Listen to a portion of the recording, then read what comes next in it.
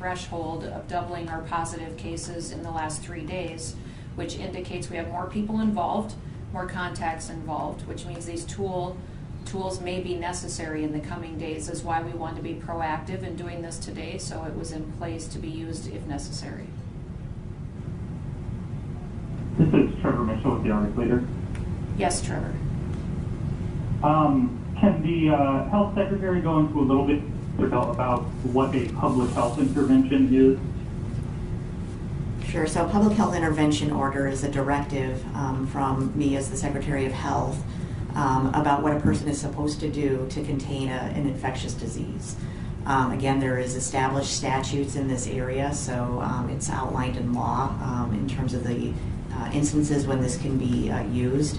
And so it basically outlines to the individual person what they need to do to stay safe and to keep others safe. So it's personalized and it's provided to people on an individual basis. Thankfully, most people, as we work with them, don't have the need for a public intervention order, and that's been very much the case throughout time as we work with these situations in our state. And is that can you speak about where that was located in any more specificity? I cannot give a lot of details. We have issued a public health intervention order once so far in the COVID response, and that involved an individual in Lyman County. Question for Dr. Clayton.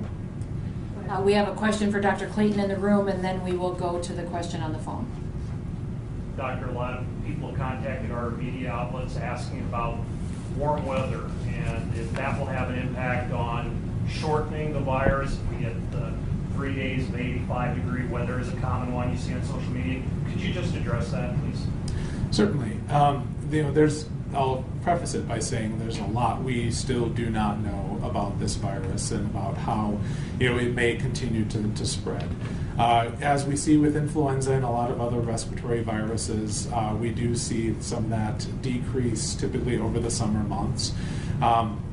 With COVID-19 being a novel virus, we don't know exactly how it will act, whether we will see a little decrease, over the summer months. One of the main differences between COVID-19 and what we do see with our other viruses, influenza and other common respiratory viruses, is that it's the first time that we have seen it in the human population. So we are, looking to see signs that, it is decreasing transmission potential, looking at, things that do play a role in overall transmission, so things related to temperature, the humidity, and things like that are known with other respiratory viruses to potentially impact negatively the opportunity of the virus to continue to spread. There was a question on the phone. Yeah, thank you, Governor. This is Michael from Kello. I have two questions here. The first is a point of clarification on the 190 cases. Are they connected, including family or just employees? I think my phone may have cut out, or I might not have heard the complete answer on that. So those 190 cases are primarily employees of Smithfield. It's important to note that this is not just a single employer concern. We've known and we've made sure that we've been very transparent with the continued transmission of COVID-19 within our communities. It is unfortunate that we have seen COVID-19 impact negatively one of our local businesses like this, but we're really focused on trying to decrease any sort of transmission or spread of this virus, in businesses and within the community. And so just wanted to make sure that we are focusing on the overall activities are designed to reduce transmission everywhere, communities, businesses, and within the home. So are you going, I guess on that point, how are you ensuring that these positive employees are being isolated? And then also, I'm wondering, are you going to be able to at some point release more information on the number of cases that are connected to the hotspot, so not just the workers, but the family members, and as you do your contact tracing? So the first question about the information that we have to release, what we are focusing on is just the overall number of cases. The majority of those are focused on employees that happen to work at Smithfield. So what we do know is that we are tracking individuals that are positive within the community, COVID-19 positive. So the process for that is that our investigative staff are notified of those positive results from laboratories both in-state and out-of-state that are conducting the testing. Those individuals are notified, and this can be just a general phone call with the individual, or sometimes it does have to be through an interpreter. The information that we relay is to make sure that they understand the importance of the diagnosis that they have of COVID-19, and that we're asking them to stay at home for the duration of their illness. And the focus there is to make sure that they are not potentially transmitting the virus within the community or within their work settings. The next step is to collect information about where they had been, who they had been in close contact with, and those individuals then are received by that individual, and then we do also make the follow-up calls to make sure that those individuals are notified. That's something that we've still been able to do. We continue to conduct, and this is part of our normal process for infectious diseases. And so we notify those individuals of their exposure and ask them to stay at home for 14 days after their last exposure. So again, this is very standard protocol for conducting our investigations. Thank you. I just I may have phrased it incorrectly, but like with the family, when they go back to their families, are you ensuring that it doesn't spread? Because I know in other countries that's kind of been a problem where the cases, the person would go home and it would spread throughout the family, and if it's a multi-generational family, it could cause more cases, more problems for the healthcare system. Yeah. So the one thing that I will say to that is there is very good guidance from the CDC that talks about what a good location to have a person isolated within their home, and appropriate precautions that individuals within that household need to take so that there is no risk of transmission from the person who is positive for COVID-19 to the rest of the household members. Thank you. Michael, I would speak to that as well, that we have, we certainly have different areas of the state where people have different situations at home. We're going above and beyond to make sure that we're communicating with everybody about the importance of how they isolate themselves if they have been exposed to the virus. We'll do the same with these communities as well. Our Department of Health has been very proactive in reaching out to them. We're also working with community leaders there to make sure that they know, and we have a unified communication tool with these individuals, and doing all that we can to help them isolate if they think that they have been exposed to the virus. So that's not something that we can ever say we've done enough on. We're going to continue to be proactive and work with that. And in this situation, we're working with interpreters to make sure the communication is clear and concise, and that people know what the guidance is and how we can help them at home to make sure that they're making great decisions going forward. Thank you, gentlemen. There was another question on the phone line. Yeah, this is Trevor Mitchell with the Arts Leader. A day or two ago, you spoke about there being 1 or 2 potential hotspots in the state. Are there other employers who are seeing these hotspots? Can you identify where some of these hotspots might be?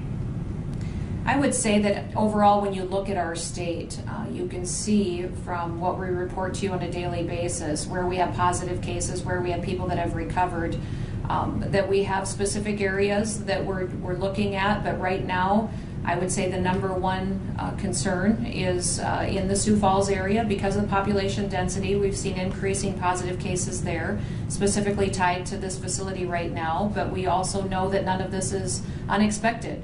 that we have been preparing for this for weeks. We know that this virus will spread throughout our state, and we'll continue to focus on each area and make sure we're getting people the care that will help them get through this. It's encouraging to me that everybody is working in unity to deal with the situation in our state, and we'll continue to do that. But we've had encouraging news. I think you remember, not too long ago, we were dealing with a situation in Beadle County.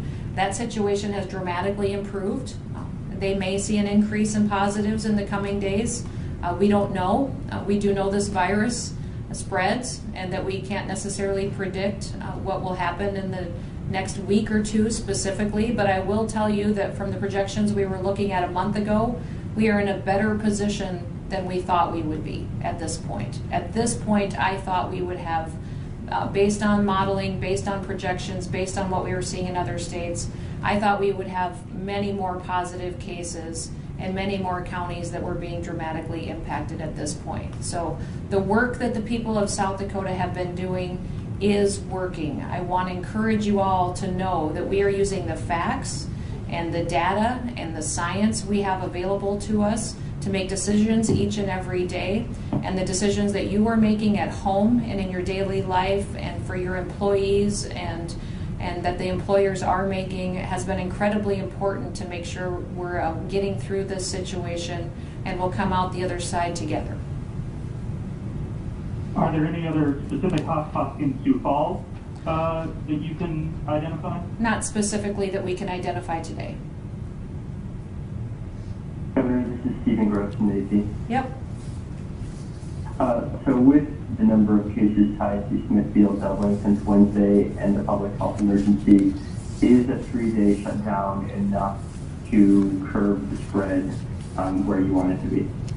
We think it's appropriate to make sure that they put in the mitigation measures that I have discussed with Ken over the last 36 hours. They're going to put in some more protective measures for their employees to give us time to make sure that they go back and do their cleaning mechanisms that they've been doing for quite some time as well, and to give the employees a 3-day pause to make sure that they're prepared and ready and willing to come back and come to work and be in a situation that they're comfortable. So we obviously every day, every moment, reevaluate. We'll continue to do that in this situation, but right now I believe that was an appropriate decision.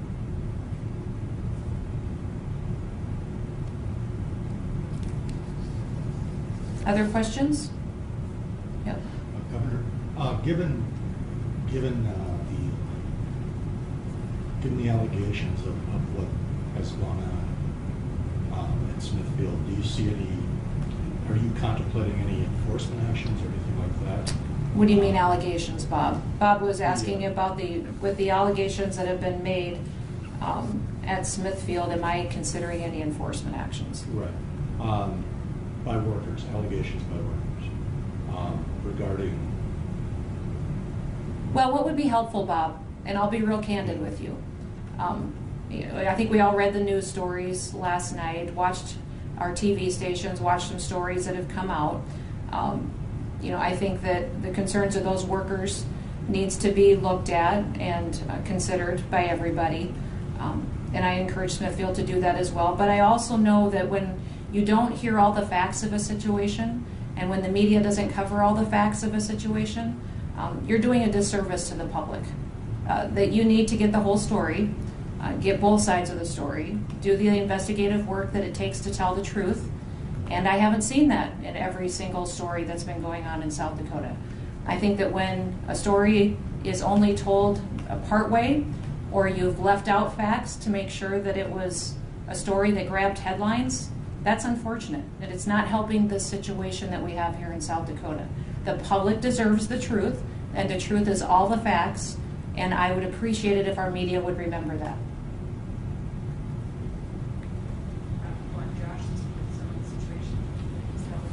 Yeah, please.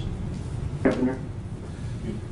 So I'll take the opportunity to talk a little bit about the work that we have been doing with Smithfield directly.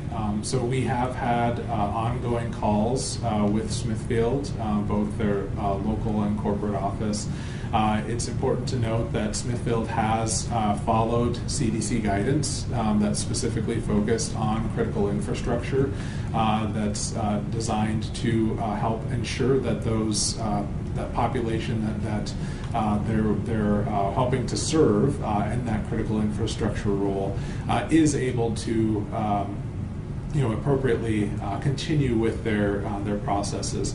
The focus here is that we do take seriously the concerns that have been raised. We are working very closely with Smithfield to make sure that they have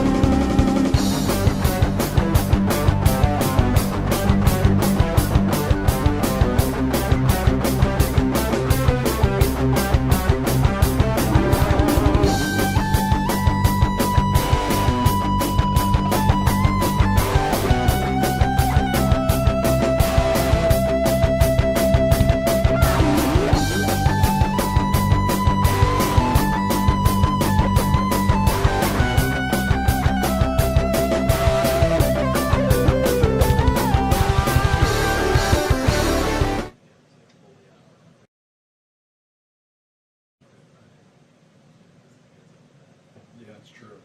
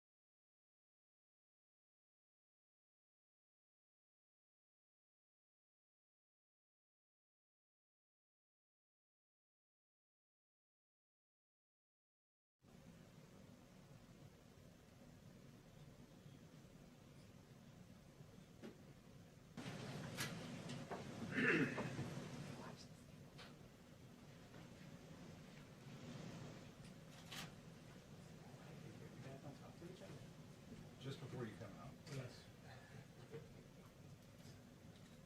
Have any of you watched Tiger King? Oh, Did you hear about this? I don't know what it's about. You I have see no it on time TV to- all you have the no time. I have no clue what it's about. But we pray for time to watch it.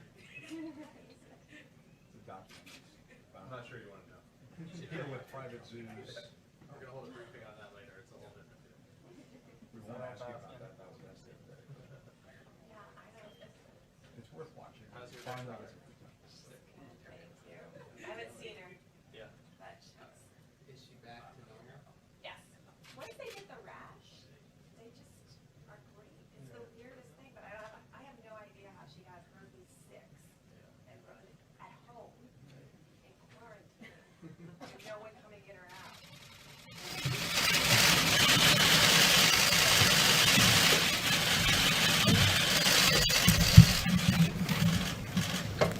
Thank you very much, everybody, and good afternoon.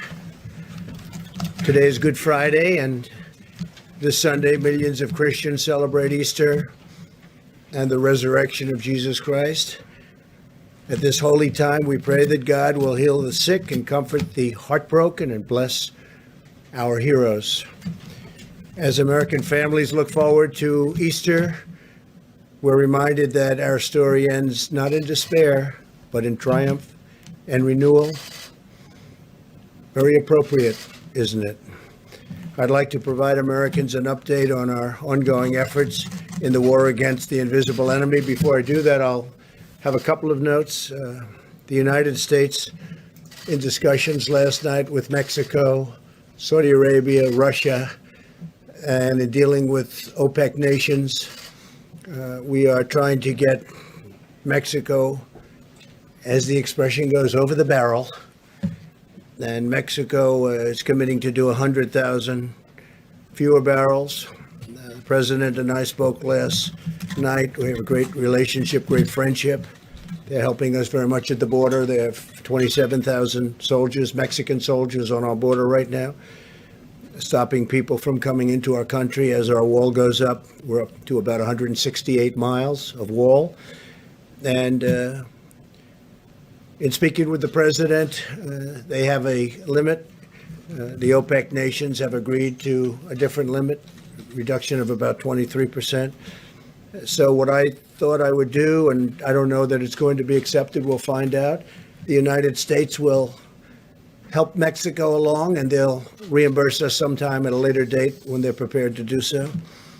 And we had a great conversation, but we'll find out how that all works out. As you know, they're trying to get rid of the glut of oil. There's a tremendous glut of oil, and we don't want anything to hurt our incredible industry. We're actually the largest producer in the world now, so we don't want anything to hurt those jobs, those great jobs in Texas and North Dakota and Oklahoma and everywhere. We have a tremendous energy, New Mexico, tremendous energy for business, and we want to keep those jobs. So we're working on it. I think eventually it's going to work out. May work out quicker than what most people thought possible, and maybe it won't, but it'll work out eventually.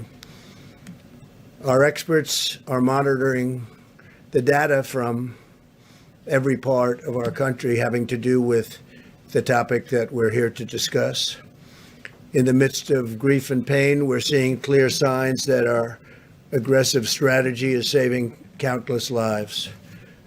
Tremendous progress is being made, although when you look at some of the numbers, I just spoke with Governor Cuomo, we had a good talk. When you look at those numbers, the numbers of death, people that have died, it's so horrible. Now, on the other side, you have the numbers of beds being used, we were just saying, are substantially reduced. That's usually the sign that it's heading in the downward curve. So New York, we know where that is.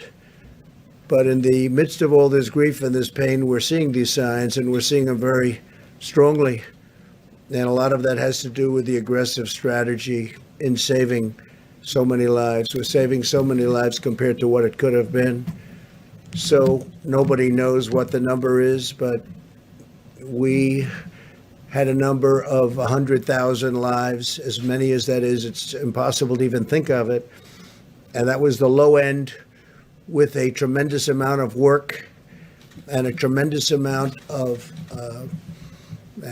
you can call it many different things. Our people had to be extremely strong and brave to be able to put up with what they've put up with. But the minimum, if you did this, social distancing and every other aspect, and I think I can say 90%, maybe even more than that, we're able to do it. The minimum number was 100,000 lives, and I think we'll be substantially under that number.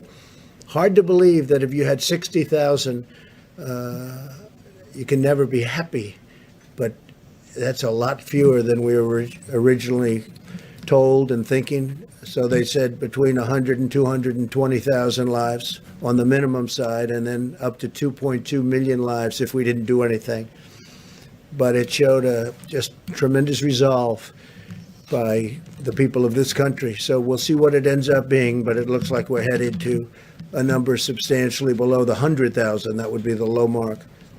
And I hope that bears out. The situation in Detroit and New Orleans appears to be stabilizing.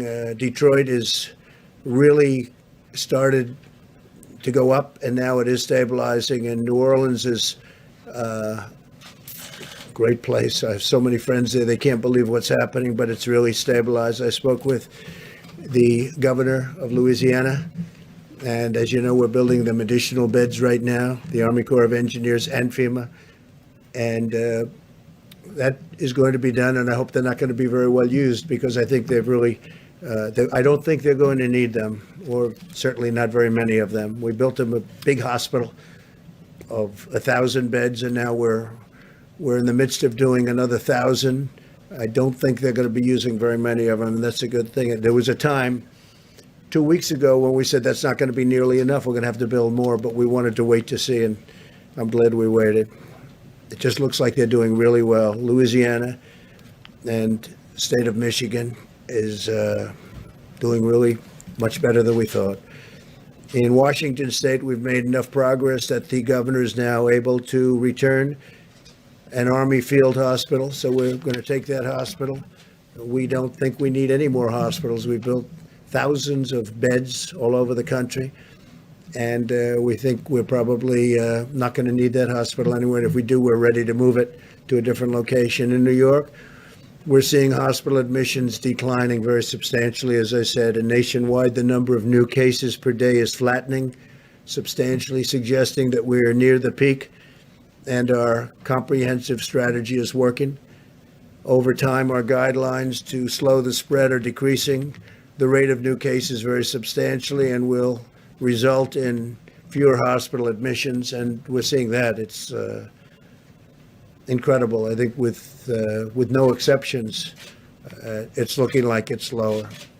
And again, that's because of the people doing what they had to do, great people, and working with elected representatives and the doctors, the nurses, and everybody. I mean, just everybody. So everybody so has been so amazing. I was told this morning again, please mention all of those people working in the grocery stores, and it's true. The checkouts and the clerks and the people that are really, and a number of those people have become infected. So we want to thank them and a shout out to them. With the tireless devotion of American doctors and nurses and all of the medical people, we've kept our fatality rate very, very low compared to other countries. My administration's closely monitoring the data on the virus's impact on our cherished African American communities because they've been hit hard. And the Surgeon General will be sharing more of that information right after we're finished here. He'll be coming up and saying exactly what's happening because it's really, it's very troublesome, I will tell you that. I'd also like to provide clarity on the important point for many Americans on elective surgeries. While we've asked hospitals to cancel surgeries and procedures that do not take place at this time, just not to do them now, the choice to delay any treatment still remains between the patient and their doctor. We're not advising Americans to postpone medical treatment that their doctor believes should occur now. So it's different kinds of surgery, obviously. But we're really getting to the point where you can start to think about doing that surgery if necessary pretty soon, I think pretty soon. Yesterday, I directed Secretary of Agriculture Sonny Perdue to expedite aid to American farmers. And Secretary Perdue will be using all of the tools at his disposal to develop a program and very quickly of at least $16 billion to provide relief for farmers, ranchers, and producers impacted by the coronavirus. In this time of crisis, we must keep our supply chains moving from the beginning, right from beginning to end, and we're committed to supporting the amazing men and women who produce supply. I did last night a statement on social media, and I said, I have directed Secretary Sonny Perdue to expedite help to our farmers, especially to the smaller farmers who are very, very badly hurting right now. I expect Secretary Perdue to use all of the funds and authorities at his disposal to make sure that our food supply is stable and safe, and our great farmers are prosperous and continue to be prosperous. We're working very hard to make sure our food supply chain is sound and plentiful, but we all know that that begins with our farmers, cattlemen, ranchers, and producers. So we're going to be working with the small farmers, the big farmers, the cattlemen, the ranchers, all of the producers. We're going to take care of them. We're working with them right now. We have a lot of money that was put there through our use of tariffs and other means, and we're going to help out our farmers. And I don't think, I'll tell you, I've been helping our farmers for a couple of years because they were targeted, as you know, by China and others. And I think they're very grateful for what we've done. On the medical front, the FDA has issued 47 emergency use authorizations for advancements in testing, new ventilator designs, innovations in personal protective equipment, and experimental medicines. And Dr. Hahn's going to be talking about that. We've cut through the red tape to give doctors and patients unprecedented freedom to make their own healthcare decisions, granting access to potential therapies and drugs. Since Monday, we've deployed 2 major shipments of hydroxychloroquine from our national stockpile. It's going to various cities. And we are also disposing and getting, as quickly as we can, portions of it to the Department of Veterans Affairs and the Department of Defense. And speaking of the Department of Defense, they're going to be sending us 10 million N95 masks that they had. And we're in great shape in every way. We're in great shape with ventilators. We're in great shape with protective clothing. We have additional plane loads coming in, but we're not getting any calls from governors at this moment. I can speak, I think, for Vice President Pence, who'll be talking in a little while. We're getting very few calls from governors or anybody else needing anything. They're in great shape for the surge that's coming in certain areas in particular. And that's a good job. You've done a great job on that, Mike. Really a great job. I appreciate it. The whole country appreciates it. More than 2 million coronavirus tests have now been completed, and we're conducting approximately 100,000 more every day. We're also working to bring blood-based serology tests to the market as quickly as possible so that Americans can determine whether or not they have already had the virus and potentially have immunity. They have immunity if they've had the virus. A lot of them don't even know if they've had it. Sometimes it's brutal. You see the Prime Minister seems to be doing well now, I hope. He had a rough go of it and still is, but he's doing better. And then some people don't even know they had it.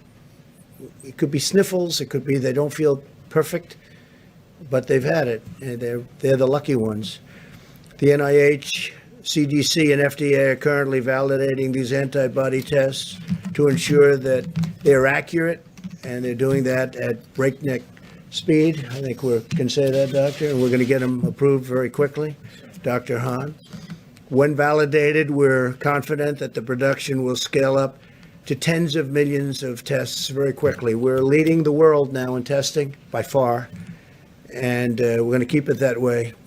Other countries are coming to us and they're wanting to know about our tests and can they buy the tests and can they do whatever they have to do to get the tests, and we're going to make that very soon. We'll be in a position to make that possible because it's important for them to have it. And we're going to have an announcement on the World Health Organization sometime next week. As you know, we give them approximately $500 million a year. And we're going to be talking about that subject next week. We'll have a lot to say about it. We'll hold it. Every American should be proud of what our country has achieved in just a short period of time. The U.S. military has deployed thousands of personnel to build 23 temporary hospitals with more than 16,000 beds. And we have the potential to build many more if we needed them. We're all ready to go, but I don't think we're going to need them, which is great news.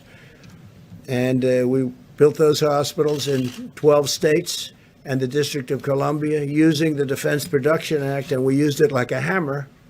A lot of the media said, oh, we weren't using it. We used it like a hammer to a point where all we had to do is say the words and everybody gave us max, and they've done a good job. They really have done a good job with few exceptions.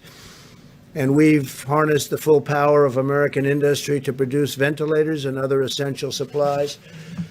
Right now, we're making thousands of ventilators, many of which we won't need, but we'll use them in our stockpile.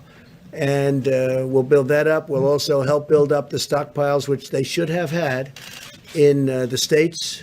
And so we're working with governors on that. And we'll also help other countries. There are countries that are calling us for help. They need ventilators, and they're in no position to build ventilators. We are. We have Ford and General Motors, and many companies are building ventilators. So we're going to be helping at a not too distant point. We're going to be helping quite a few of the countries. Now, we've launched Project Airbridge to deliver nearly 300 million pieces of personal protective equipment from and around the globe. We're also shipping out 60 sterilization systems to 10 different cities that can each sterilize up to 80,000 masks each day. And I'm even hearing it can go up to 120,000 masks a day, certain equipment with certain additions. It's a company in Ohio that makes it. It's a great company, great. I hear it's a great product, works very well. I asked that question. I said, how come we have to buy so many masks? Why can't we sterilize the masks that are being used? And the answer was you can. In this case, they say up to 20 times. So we can take a mask, certain types of masks, the N95s in particular, and we can sterilize them, make them very clean up to 20 times. That's a great thing. In addition, we passed the largest emergency economic relief package in American history to save the U.S. economy and protect the American worker. As you know, this past week, which was 4 active days on the stock market, Good Friday today is not included. The markets are closed. In 4 days, we had the biggest stock market increase that we've had in 50 years. That tells you that there's a pent-up demand. That tells you they want to get back. There's something good going to happen. I really believe that. There's something very good going to happen. We have to get back. So think of it, in this horrible period, this horrible, dark period where this monster came and worked its horrible, horrible spell over the world. 184 countries as of this morning. 184 countries. We've done well, and I guess the market thinks we've done well because we had the biggest stock market increase without one day. We're talking 4 days instead of 5 that we've had in 50 years. 50 years. Think of that. More than 50 years, actually. In short, the American people have launched the greatest mobilization of our society since World War II, deploying every scientific, governmental, medical, and military resource to defeat the virus. So I want to just start then with, we're going to answer questions later. We'll have time. I think we have a lot of time today. A lot of people are off, as they should be, Good Friday. So I'll stick around. We'll answer questions later. I want to start with Deborah Birx, please, Dr. Birx, and you can go over some of the numbers we just looked at, and that'd be great. Thank you very much, Deborah. Thank you, Mr. President. And thank you for outlining how well we are doing in a series of metro areas. What also has been encouraging for those of you who are watching epidemic curves every day, and I'm sure you are, and watching them in log phase, because that's how epidemiologists like to look at their curves, you can see for the first time that in the United States, we're starting to level on the logarithmic phase like Italy did about a week ago. And so this gives us great heart that not only in specific places, but we're starting to see that change. Obviously, a lot of that is driven by the improvement in New York City. Remember, for a long time, they were over 50% of our cases and 50% of our new cases. That has dramatically changed because of the impact of what the citizens of New York and New Jersey and across Connecticut and now Rhode Island are doing to really change the course of this pandemic and really change the trajectory of new cases.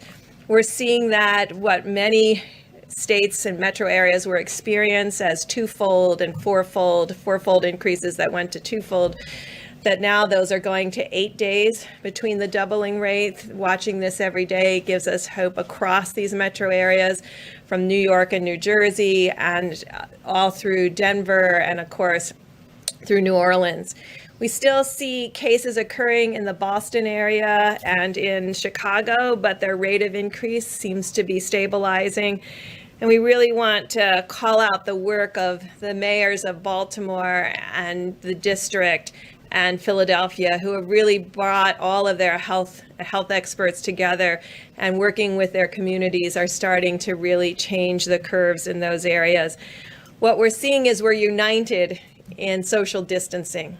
And that's been very encouraging to all of us. And it should be encouraging to the healthcare providers that are on the front line, many of which are serving our Americans with such dignity and respect and ensuring that everybody gets optimal care. And as the president noted, our mortality in the United States is significantly less than many of the other countries when you correct them for our population. And that is really solely the work of our frontline healthcare providers. And so working with, you can really, hopefully you get the theme today that we are incredibly proud of our public health leaders at the city level, at the state level, at the federal level, who are working together to really change the course of this pandemic, working with their citizens and their communities to make these changes. And the American public, who have really taken all of this to heart and stayed home. I know last week we really asked a lot of people in the Washington and Baltimore area to consolidate, not go out frequently to grocery stores or pharmacies. You can really see that that's having a huge impact. So it's really about the encouraging signs that we see, but as encouraging as they are, we have not reached the peak. And so every day we need to continue to do what we did yesterday and the week before and the week before that, because that's what in the end is going to take us up across the peak and down the other side. We continue to really applaud the work of California and Washington State and Oregon. We're learning from all three of those states, from their public health officials, about how they were able to keep the virus from ever becoming logarithmic. And I think that's an important lesson for all of us on how they did that, what the timing was in case we ever have to face this issue in the future. Thank you, Mr. President. Thank you very much, Deborah. Tony, back here, please. Thank you very much, Mr. President. So again, just keeping on the theme that Dr. Birx had mentioned, this is the end of the week, that famous week that we spoke about last weekend, in which what actually was predicted to happen, happened. We're starting to see the leveling off and the coming down that Dr. Birx had mentioned. But it's important to remember that this is not the time to feel that since we have made such important advance in the sense of success of the mitigation, that we need to be pulling back at all. I was actually hearkened by the fact that we've been talking about the New York, New Jersey, New Orleans, and other areas where they have really big spikes. But there's other parts of the country, in the middle parts of the country, where they're concerned to make sure they don't get those spikes. And I really want to salute the governors of states throughout the entire United States, but particularly in the central part of the country, because the governors obviously see us in these press conferences. And I've had calls over the last several days from several of the governors, from Nebraska, Iowa, South Dakota, Utah. Just about an hour and a half ago, I spoke with the governors of Arkansas and Wyoming, who are really committed to make sure that they don't get into the situation where they're going to have spikes in their state. And they're doing the kinds of things that they don't get recognized because people don't talk about them much. But we have a big country. We have 50 states, and it's not only the big cities. So if we're going to pull out of this, we're going to pull out of it in the big cities, and we're going to pull out of it in those areas that aren't as densely populated. And I just want to give a shout out to them. They're doing an extraordinary job. I was really pleasant. I wouldn't say surprised, because I expect it of this country, but to hear what they're doing and the commitment that they're putting into making sure that we don't have the kinds of situations that we've experienced, unfortunately, in other areas. This is very important. I just want to close by one other thing, something I mentioned yesterday and the day before, that there are a lot of candidate interventions that are going into clinical trials. For those of you who are interested in it, I recommend you go to clinicaltrials.gov, and you'll see the design of a clinical trial, and you see that many of them are the randomized controlled trials that are the really gold standard of how you find out whether something really is safe and effective. And as the weeks and months, and it'll probably be months, sometime in the summer, we'll start to see which are working, which are not, and to focus on those that are we developing and will working. I'll be happy to answer questions later. Thank you.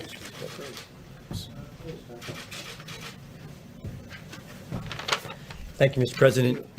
The White House Task Force has been very focused on increasing the supply of personal protective equipment for our great providers. I was one of those providers a few months ago, and I can tell you nothing is more important than making sure they have what they need. So in order to increase the supply of N95 masks, FDA has worked with industry and has now authorized 2 companies who will supply machines to sterilize N95 masks. Admiral Polovchek and FEMA are purchasing on behalf of U.S. government 60 sterilization machines, as mentioned by the President, and they will be positioned around the country to increase the amount of supply of N95 masks. Each machine will be able to sterilize 80,000 N95 masks per day, and we hope to actually increase that further. The Vice President and the White House Task Force challenged us yesterday, and we responded as a team. FDA issued revised guidance regarding the laundering of gowns, because gowns are another issue in terms of supply that we're looking forward on. This is not something that normally happens around the country, but issued this guidance. It's on our website now at FDA. So there's information about how hospitals can do that to increase the supply. We've heard concerns that maybe hospitals might not want to do that because of regulations, and happy to tell you that Administrator Verma and I have worked on this. Certified providers and suppliers who follow FDA guidance as posted on the website will be compliant with Medicare and Medicaid requirements. And then finally, last week, FDA it provided guidance to manufacturers on manufacturing specifications for cloth gowns. This is another attempt to increase the number of gowns. Typically, it's plastic or other types of materials. And this guidance, if followed, can be used by manufacturers to actually make these gowns, and no further regulatory red tape will be necessary. They can go into circulation. Thank you. Thank you. Thank you, Mr. President. Good afternoon, everyone. I started off the week talking about the challenges that lie ahead, and I want to finish the week just by reiterating what you've heard. Mitigation works. It definitively and quantitatively is working, and I want to say thank you to America for your efforts to help flatten the curve and to save lives.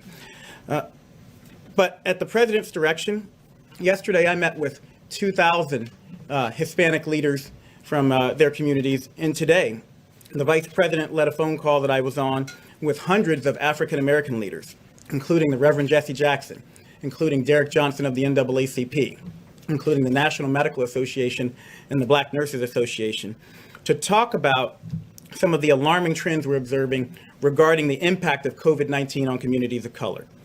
And you've heard the stats in New York City. Hispanics represent the majority of deaths. In Milwaukee County, blacks are 25% of the population, but almost 50% of the cases and 75% of the deaths.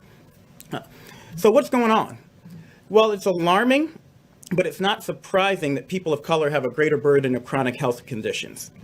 African Americans and Native Americans, develop high blood pressure at much younger ages. It's less likely to be under control and does greater harm to their organs. Puerto Ricans have higher rates of asthma, and black boys are 3 times as likely to die of asthma as their white counterparts. As a matter of fact, I've been carrying around an inhaler in my pocket for 40 years out of fear of having a fatal asthma attack. And I hope that showing you this inhaler shows little kids with asthma all across the country that they can grow up to be Surgeon General one day. But I more immediately share it so that everyone knows it doesn't matter if you look fit. If you look young, you are still at risk for getting and spreading and dying from coronavirus. The chronic burden of medical ills is likely to make people of color, especially, less resilient to the ravages of COVID-19, and is possibly, in fact, likely that the burden of social ills is also contributing. Social distancing and teleworking, we know, are critical, and you've heard Dr. Birx and Dr. Fauci talk about how they prevent the spread of coronavirus, yet only 1 in 5 African Americans and 1 in 6 Hispanics has a job that lets them work from home. People of color are more likely to live in densely packed areas and in multi-generational housing situations, which create higher risk for spread of a highly contagious disease like COVID-19. We tell people to wash their hands, but a study showed 30% of the homes on Navajo Nation don't have running water. So how are they going to do that?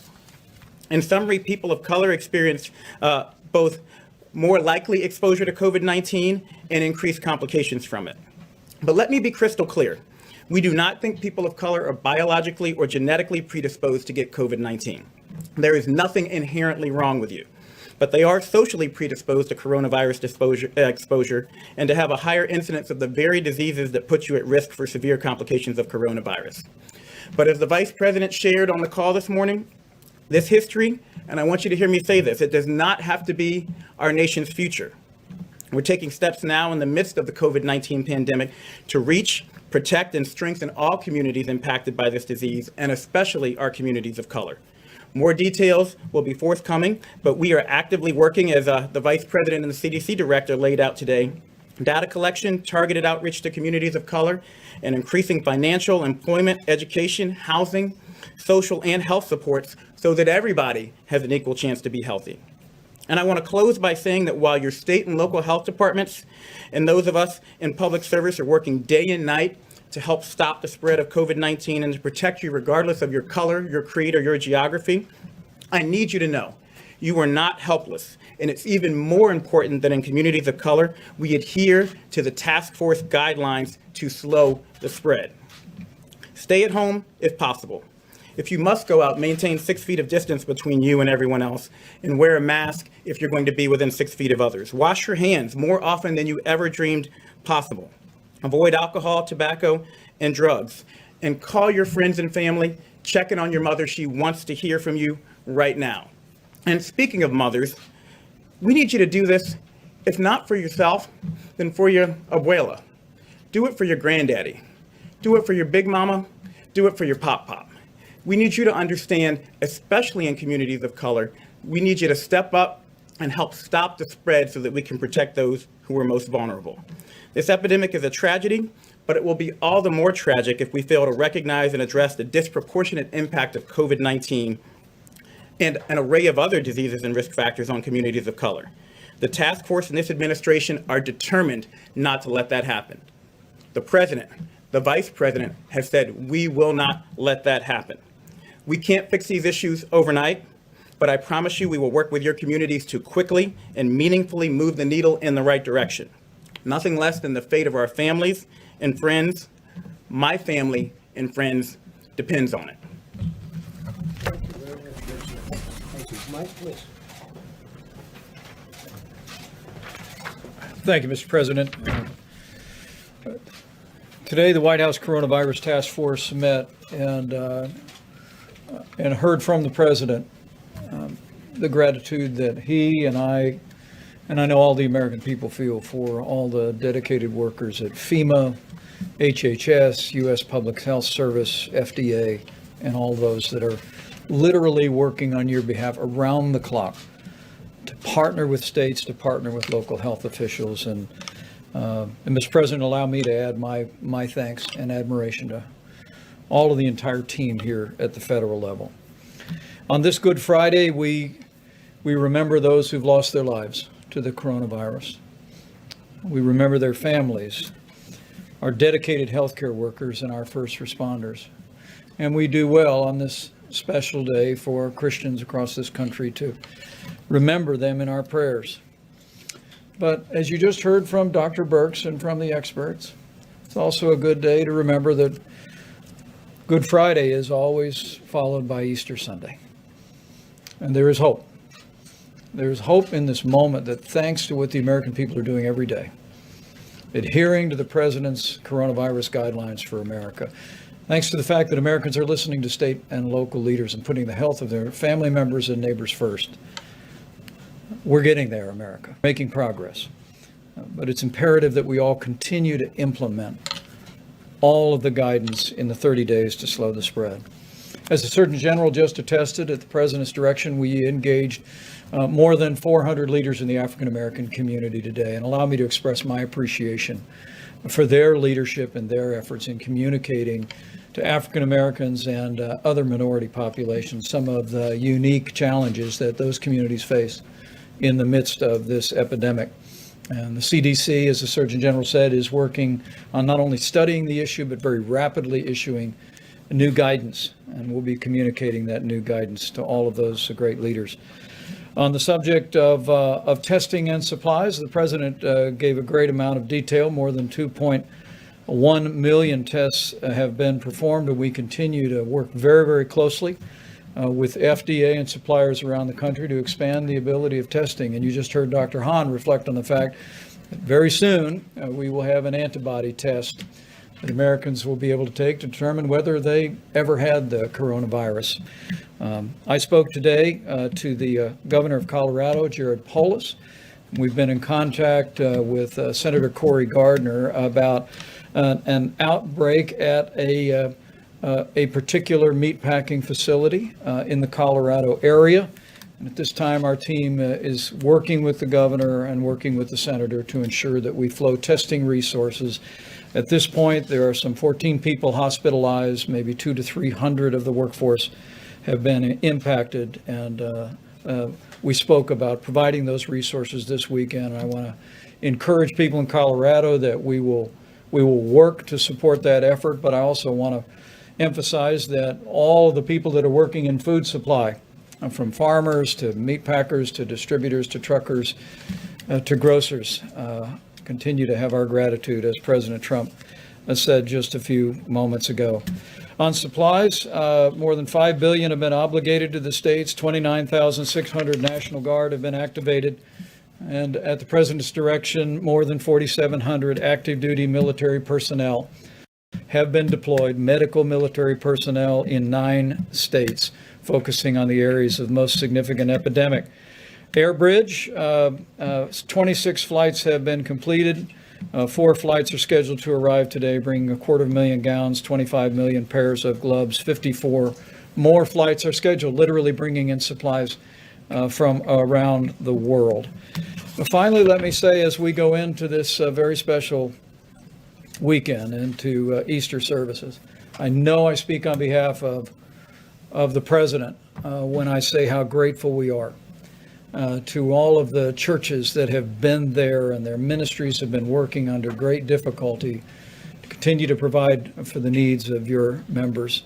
There have been food drives, there have been phone calls, and ministry has continued, and we are grateful for the role on this Holy Week that our churches, our synagogues, and all of our houses of worship have played. On their behalf, allow me to remind you that even if you're not in the pew this Easter Sunday, if you are able, it's still a good idea to give, because those ministries continue to go forward, and we encourage you. We encourage you to continue to support them. We also want to say very respectfully to all the church communities around this country and all the places of worship to continue to heed the guidelines issued in the President's coronavirus guidelines for America. We know it's difficult in this time of year, particularly, Mr. President, to avoid gatherings of more than 10, but we're grateful that so many churches, synagogues, and places of worship have done just that, and we urge you to continue to do it. And to my Christian brothers and sisters across the country, let me encourage you with the words. We should all remember that Jesus said, wherever 2 or more are gathered, there he is also. And so you can worship, you can celebrate Easter, and know that you'll be blessed in so doing, and you'll be serving the nation. Thank you, Mr. President. Great job, thank you. Okay, it's Good Friday, let's be nice. Okay, let's be real nice. Yeah, please, go ahead. Thanks, Mr. President. Can you clarify a little bit what the U.S. offered to Mexico in order to agree to that oil deal? And then also go into detail about what you spoke about on oil with President Putin this morning. So all of the OPEC nations met, and others, and they're all agreeing to cut back because there's a tremendous glut. We're filling up our strategic reserves. We don't even have room to store it. In fact, they're using ships to store oil. There's never been anything like this. It was being overproduced to start off with, and then you had the virus, and that took off 40% right there. So we have, there's a glut of oil like nobody's ever seen before. It's good in many ways, and depending on where you are, who you are, it's bad. We have a tremendous energy business with hundreds of thousands of jobs. We're doing great. Number 1 in the world. So they all got together, and they said, we're going to cut it because we have to get rid of this tremendous supply. Now, the good news is, gasoline prices, I'm seeing 90 cents, 85 cents in different parts of the country a gallon. Nobody's ever seen that. I guess you have to go back to the 1950s where they had the big, large dollar bills. Remember? You don't remember. You're too young. But the fact that you have to go back a long ways to see it. So there's some good. The airlines are trying to come back. Having low fuel costs is good for them, and other reasons. Steel manufacturing, but a lot of the steel goes to building what we do for the oil and engineering firms. So, that's a double-edged sword. But we want to keep our energy. We want to remain independent. We will remain independent, I think, regardless. But we want to get rid of this tremendous overflow. There's no place to even store it. So the OPEC nations met. They've been meeting. And, I've hated OPEC over the years, absolutely hated them. But obviously it broke down. And we potentially have years' worth of supply, a long time before it ever can catch up, even if they do reduce it. And they agreed, but Mexico didn't agree. It was one of the few countries that didn't agree. This is OPEC plus. These are OPEC plus countries outside, you understand? Yes. And Mexico didn't agree. And I understand the president very well. He has a level when he came in, and he wanted to keep it at that level. Oil is important for Mexico. The problem is, and I explained it very strongly, you're going to be selling it for $5 or $10 a barrel, so in the end it's bad. But he did have some political difficulty with it, frankly, and I understand that too. And it's a small amount for us. It's a large amount for Mexico, but it's a very small amount for the United States, being the biggest producer. So I agreed to pick up some of the slack. So he was going to reduce it by 100,000 barrels, reduce his output by 100,000 barrels. And I was going to pick up the slack, and they would make it up to us at a later date. They would make up what we're doing at a later date. It could be in a different form. And I don't know whether or not that's going to be, for Mexico it was acceptable. I don't know whether or not that's going to be acceptable to the other oil-producing nations. We'll find out. But it's something that would certainly be acceptable to me to get it over the back. So Mexico is going to reduce by 100,000 barrels. And that would mean that they're 250 to 300 barrels short. We'd make up the difference. They would reimburse us at a later date. Okay? You mean make Pretty up the simple. difference by cutting U.S. production? By cutting some U.S. production. Now, the U.S. production's already been cut because we're a market-driven economy, and oil is very market-driven. They've been cutting oil all over the place. We're cutting it back. And what does it mean, really? It means we have it in the ground, we can use it. Now, we have a lot of ground with a lot of oil in it. I think we're number one in that, too. We're probably number one, especially with ANWR. As you know, I got ANWR approved in Alaska. That's one of the biggest finds anywhere in the world. So when you add it all up, I think we're probably number one, even in what we have under. We're very lucky. We grew up in a land that was rich in a lot of ways, but it's also rich because it has a lot of oil underneath, oil and gas. And as you know, natural gas, LNG, is all over the country now at a very low price. And our carbon, our atmosphere, the level of environmental cleanliness is at its all-time best right now, all-time best, because we are using a lot of natural gas. But we have many forms of energy, including some of the newer forms that people want to see us go to. We have a lot of different forms of energy. We're number one in the world. We want to keep it that way. So we're helping Mexico out. We will be reimbursed in a form sometime in the future. Mr. President, I'll ask you about the new federal projections in a moment, but first, today you tweeted the invisible enemy will soon be in full retreat. Given it's invisible without widespread testing, how would you know? Well, I think that we're going to have it in retreat. Will it be today? No. Tomorrow? No. But it will be at a certain point in the not too distant future. It will be gone. And how do you do that without the widespread testing? Specifically, my question. Oh, we'll know because people aren't going to go to the hospital. People aren't going to get sick. You're going to know that with that. But we're going to do very substantial testing. We're doing more testing right now than any other country in the world by far. And if you'd like to have that question answered, I'll have the professional answer it. Deborah, perhaps you could come up. We are doing tremendous testing, but you'll know. You're going to know before anybody because you're going to see nobody's getting sick anymore. It will be gone, and it won't be that much longer. Go ahead. I'll ask you about the projections after. Thanks, Mr. President. Sure. Thank you, Mr. President. So the testing, I want to reemphasize about what kind of testing we're talking about. This is RNA diagnostic testing. That is the platform that was built to respond to this epidemic. It is the same platform that we utilize for HIV viral loads. And so many HIV clients have also given up their space on the machines to have these tests run for all of Americans. This assay is complicated. It's not like an assay that you have for your other diseases, your strep test or other diseases like that. This is a very complicated assay that requires a lot of technical oversight, and it's part of the reason why not all 100% our machines are running at full capacity, but we had great discussion with the lab directors about that. Every day more are brought online, and so, but I think we have to create expectations of what the daily test rates will be. Last year, we probably did 3 million HIV viral loads or 4 million HIV viral loads as a country. We've done over almost 2.2 million in 4 weeks. So this is unprecedented in what we have to do. I think that's why we're working very hard for two pieces. And I want to make sure that people understand testing is just part of our strategy.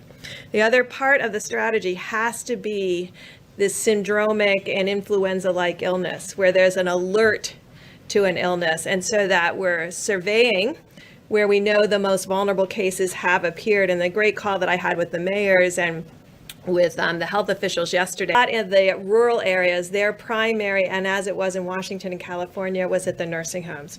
So the issue is to build a testing strategy that speaks to our strengths, of laser focusing a strategic approach to testing when we know what our volumes are, and they increase every day, but we have to be realistic about what the volumes will be a week, 2 weeks weeks, 3 weeks from now, and combine that with strategic surveillance so that we're testing symptomatic people and their contacts very quickly to go back to contact tracing, utilizing our complete strategy. And I think we're very much interested, and it's why the president 3 weeks ago really put us on getting an antibody test. And I think I called from the podium for our university colleagues and hospitals to begin an ELISA-based test, because that's a blood draw, but we really wanted a finger prick to make it easy and deployable. That's what's being worked on now. Of course, we don't want to promise until we have it, because I think we deserve that. The American people deserve that, to have a test that is efficient to let people know who's been positive for immunity.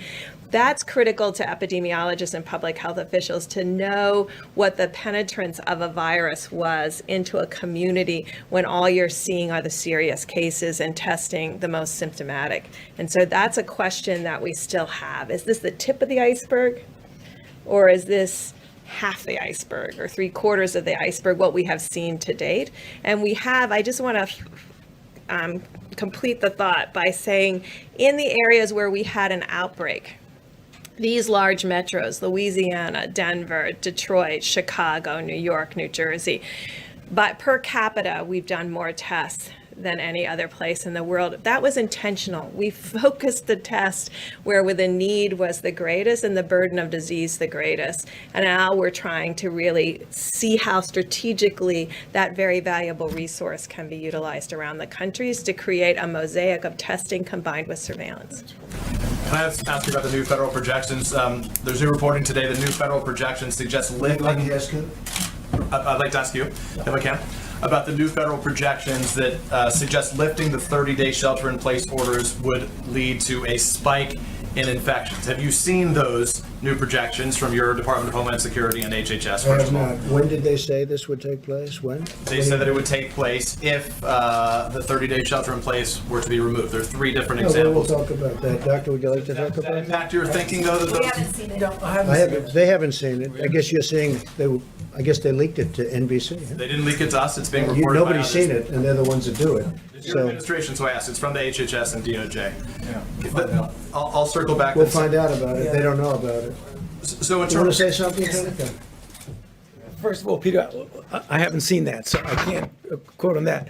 But yeah, that's okay. I still haven't seen it. I've been in here all day. I'm just saying I'm just telling you what I know. So what I think that they're talking about is that whenever you pull back, you would expect that you might start seeing cases. And what we've been talking about, what Dr. Birx has just mentioned, is that when you see that, that's where you want your resources to be able to very efficiently, in real time, identify, isolate, and contact trace.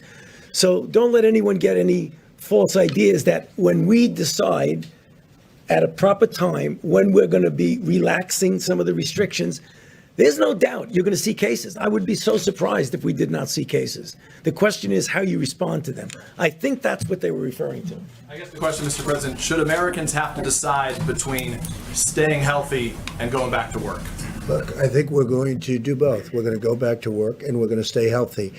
And staying healthy is also a proportion. If you look at what we're doing, we're looking at a date. We hope we're going to be able to fulfill a certain date, but we're not doing anything until we know that this country is going to be healthy. We don't want to go back and start doing it over again, even though it would be in a smaller scale. Yeah, Jeff, go ahead. Thank you, sir. Just a follow-up on the oil question. The president of Mexico said that you had agreed that the U.S. would cut production by 250,000 barrels per day. Is that what you agreed to? Yes, we would, which we've already done, by the way, but we would agree to a reduction cut. They would agree to do something to compensate us in the future. Okay. Do you make any assurances to Saudi Arabia that you, the United States, would not bail out oil drillers here?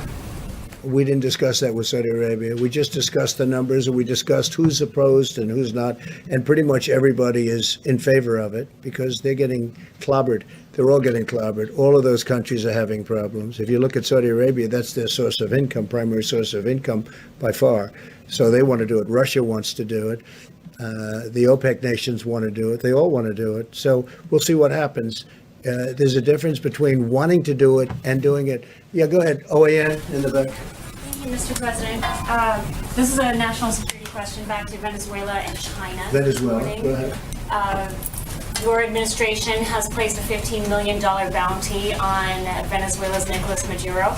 And we have news this morning that President Xi is talking with Nicolas Maduro, expressing his financial support for Maduro. So 2 questions. 1, have you discussed with Dr. Xi or President Xi the U.S. policy on Maduro? And 2, how does this affect U.S. policy with regards to its war on anti-. We will not be happy if that takes place. I have not spoken to President Xi of China about Venezuela, about that aspect of Venezuela. But if that took place, we will not be happy. Okay? I will not be happy. Are you concerned that he's opening up I'm another concerned financial about avenue? everything. I'm concerned about everything. That's why I don't sleep a lot. I get myself concerned about everything, but I would not be happy about that. Go ahead. Mr. President, getting back to Peter's question, a variation of that question, your doctors who are gathered here seem to be in doubt as to whether or not the country can reopen on May the 1st. If they come to you before May the 1st and say the country is not ready, or huge parts of the country are not ready to reopen on May the 1st, will you listen to them? I listen to them about everything. I think they're actually surprised. I have great respect for these people, all of them. You look, and others that are working with us. I have great respect for this group. In fact, I told Tony Fauci, I said, why don't you move to New York, run against AOC, you will win easily. But he decided that he's not going to do that. Okay. I kid, by the way. You know that. Some of your allies have been bashing these doctors. Would you tell them to cut it out? I can only say this. I have tremendous respect for these people, and we've done very well. And when you look at us compared to others, we're a big nation. When you look at us compared to others, when you see how we've taken testing from a broken system that I inherited to having the best tests that anyone's made anywhere in the world, and other countries are calling us, wanting to use our technology, I have great respect for these people. I'm never saying bad about these people. If they come back to you, sir, and say, before May the 1st, we can't open on May the 1st, do you listen? I will certainly listen. I will certainly listen. You take that There are two advice. sides. Remember, I understand the other side of the argument very well, because I look at both sides of an argument. I will listen to them very carefully, though. Please, go ahead. Thank you, Mr. President. You may have seen this, but JP Morgan came out with a forecast about GDP growth in the second quarter. They're saying a 40% decline in the second quarter of this year. Do your economic advisors share that view? I think my economic advisors are interested in the third quarter and really the fourth quarter. And I think we have a chance to do record fourth quarter numbers because there's a tremendous pent-up demand. And you see it this week. I mean, what reason would there be other than faith in us and in this country, faith in this group and me and our vice president and everybody, governors perhaps, you can add them into it also. What reason would there be for, in a shortened week, 4 days instead of 5, to have the biggest stock market gain in over 50 years? So I think that, to me, there's a sign. Hey, look, with all we've been down, I mean, we've never been hit. I don't know, has this country ever been hit like this? Probably not. 1917, but that was different, and it was a different time, and frankly, Europe took the brunt of it. We didn't, but it was a terrible time also, but probably never been hit like this, right? Somebody was saying, in fact, I was speaking with Governor Cuomo about it, because we were in New York City, a place we love, New York State, with the World Trade Center, and that was approximately 3,000 people. Well, we've doubled that. In this same area, we've doubled that, more than double it, substantially more, and it's obviously going. We had our highest number yesterday and the day before. Okay, with all of this news, what would lead you to believe that we're going to have the best stock market week, shortened week, in 50 years? Almost broke the all-time record. You know what that is? That's a pent-up demand. Now, that's my opinion. The other thing is we're doing tremendous stimulus plans, and despite what you're reading, there's back and forth, but we are getting along with the Democrats. They want to see something happen. We have to help our workers. We have to help our small businesses. We have to help our restaurants. I think deductibility will be great for entertainment, restaurants, all of that. Look, I think with the stimulus, with the people, with what we've got going, with all of the things, we're going to be meeting with the airlines over the weekend. We have a great plan for the airlines. We've got to keep the airlines going. It's never been a great business, but it's a very vital business for the country. We're going to be meeting with Boeing. We're going to be meeting with a lot of companies that are great companies and were great companies a short while ago. I mean, we can't let anything happen to Boeing. It's, got so much potential. You talk about potential. Can anything have more potential than that? So we have a lot of very exciting things taking place. We have tremendous plans. We have tremendous stimulus. And I think we have a chance to do really well. So this quarter isn't the quarter I'm looking at. Third quarter, we start to think about it. And I think fourth quarter is going to be at a level that maybe we haven't seen before. I think our country, with the stimulus, with all that we've been through, we've learned a lot. Don't forget, we've learned about pandemics and epidemics. We've learned a tremendous amount. And with all that we've learned, as an example, we're making ventilators. We have thousands of them being delivered in the very near future. We have countries calling us, can we have ventilators? That would have been an unthinkable call. I wouldn't know what to say. They have people dying, but we needed them for ourselves. We have plenty before the surge. In New York, they need far fewer hospital rooms, or far fewer hospital beds in particular, than we thought. And I have to say, Dr. Birx told me that 6 weeks ago. Remember, you said, that number's too high. We don't need that many. And based on what she said and others, we did what we had to do. We actually gave the maximum. We built Javits. We sent the ship in. We then made the ship COVID because, there weren't a lot of people on the roads. You didn't have the accidents that we thought, other unrelated accidents. Nobody driving. Normally you have a lot of car accidents. You have a lot of motorcycle accidents. You have people going to the hospital. We didn't have that. We had almost none of it. So a lot of things have happened. I think we have a chance to be stronger than before. I really do. I think the stimulus is very important, what we're doing. I think it's very, very important. Please, go ahead. Mr. President, may I ask you about credit and debt as well? Many American individuals, families have had to tap their credit cards during this period of time, and businesses have had to draw down their credit lines. Are you concerned, Mr. President, that may hobble the U.S. economy? All of that debt, number one. And number two, would you suggest to credit card companies to reduce their fees during this time? Well, it's something that we've already suggested. We're talking to them. Business interruption insurance. I'd like to see these insurance companies. You have people that have paid. When I was in private, I had business interruption. When my business was interrupted through a hurricane or whatever it may be, I'd have business where I had it. I didn't always have it. Sometimes I had it. Sometimes I have a lot of different companies. But if I had it, I'd expect to be paid. You have people, I speak mostly to the restaurateurs, where they have a restaurant. They've been paying for 25, 30, 35 years, business interruption. They've never needed it. All of a sudden they need it. And I'm very good at reading language. I did very well in these subjects, okay? And I don't see the word pandemic mentioned. Now, in some cases it is. It's an exclusion. But in a lot of cases, I don't see it. I don't see reference, and they don't want to pay up. I would like to see the insurance companies pay if they need to pay, if it's fair. And they know what's fair, and I know what's fair. I can tell you very quickly. But business interruption insurance, that's getting a lot of money to a lot of people. And they've been paying for years. Sometimes they just started paying. But you have people that have never asked for business interruption insurance, and they've been paying a lot of money for a lot of years for the privilege of having it. And then when they finally need it, the insurance company says, we're not going to give it. We can't let that happen. Please, go ahead. Thank you, Mr. President. On March 6th, you said anyone who wants tests can get a test. Now you're saying that you would be open to reopening the government without having a national testing system. How do you square those two statements, given that there's still issues with testing going forward? And how can you tell people well, there's not that they're a lot not of going to have issues their with lives this. put at risk? I got it. There's not a lot, and it's a good question. There's not a lot of issues with testing. Certain sections of if we go to Iowa, we go to Nebraska, and interestingly, Idaho is very interesting because they had a few breakouts, small breakouts, but they're very, very capable states, and they're big distances, a lot of land, a lot of opening. You don't need testing there. Where you have a state with a small number of cases, some states with almost none. West Virginia hung in for a long time, as you know, with none for a long time. So when you have that, you don't need testing. You don't have to test every person in the state of Iowa, as an example.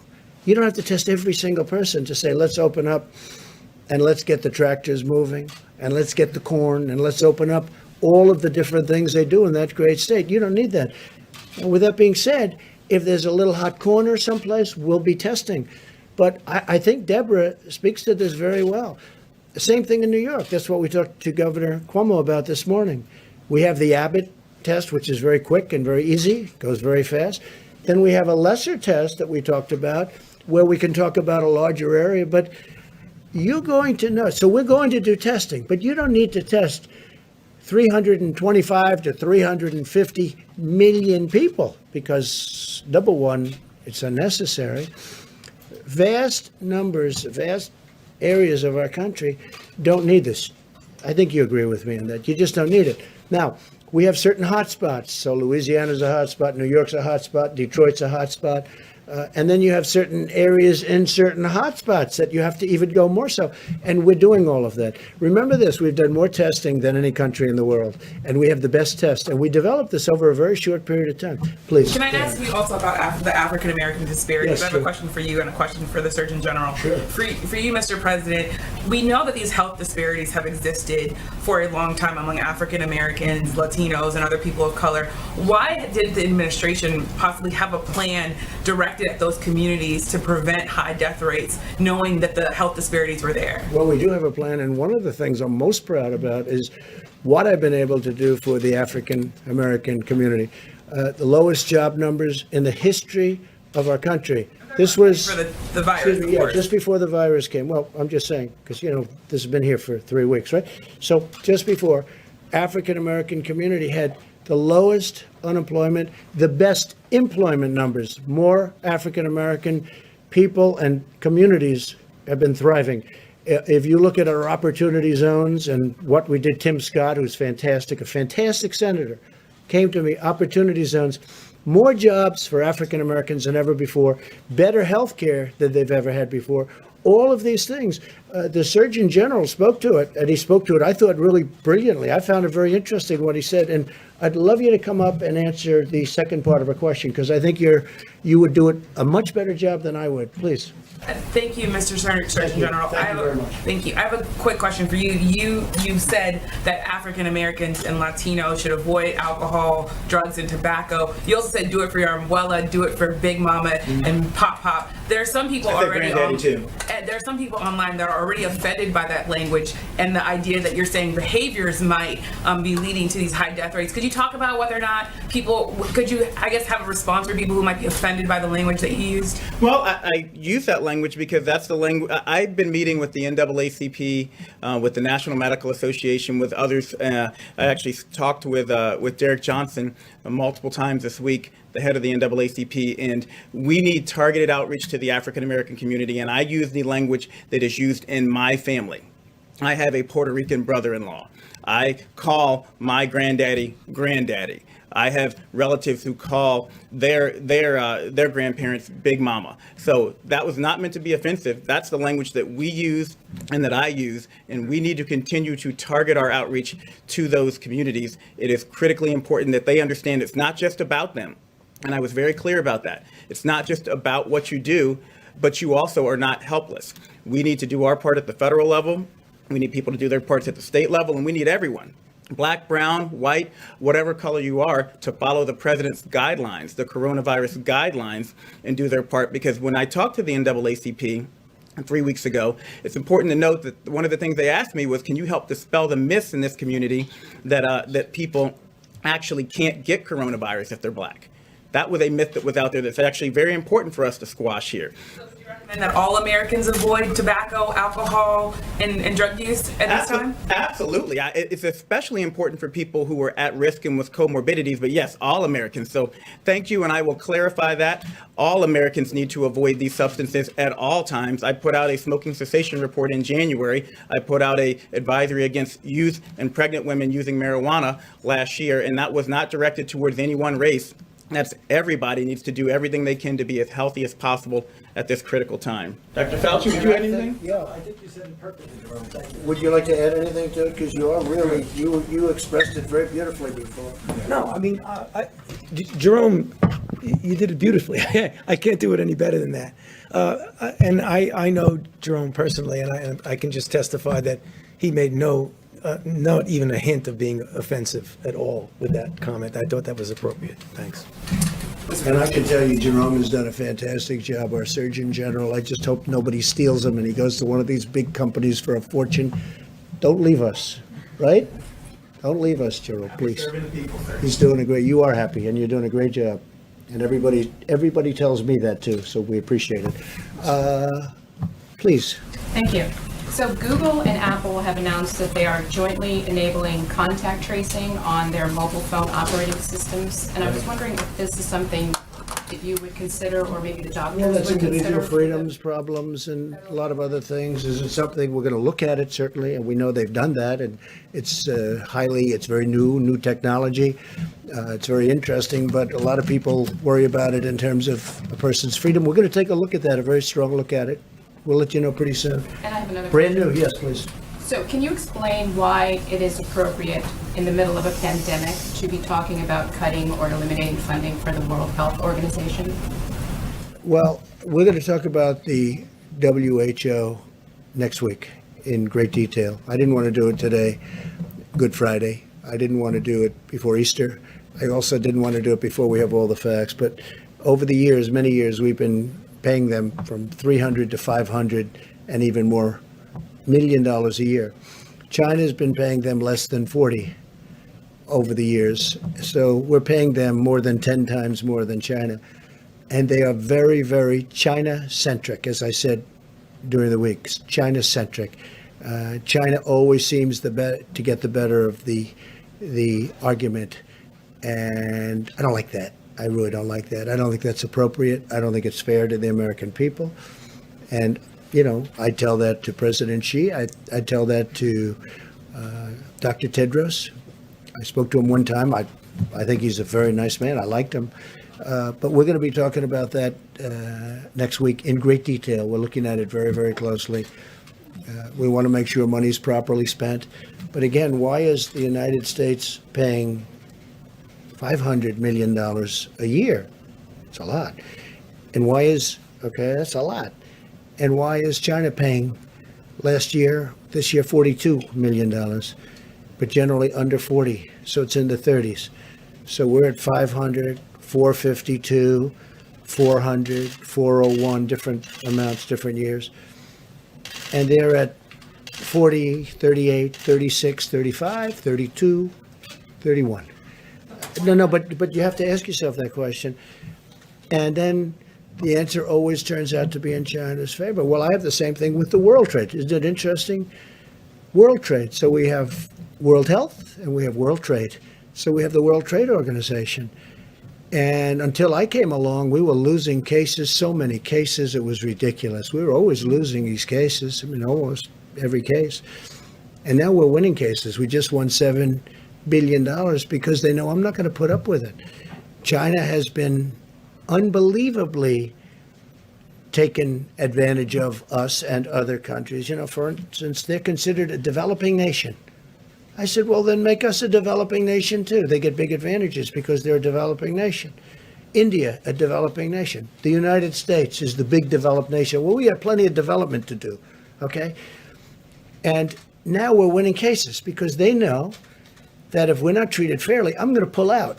Now, you never heard this before because nobody ever talked about the World Trade Organization, but the World Trade Organization has treated us very unfairly. But they know I'm not going to put up with it because all of these countries are taking advantage of the United States. Now, in the courts and the court system, we're not approving new judges over the last year and a half. We're not going to approve them. And Bob Lighthizer is working very hard on that. But we had always a minority position, meaning numbers of judges.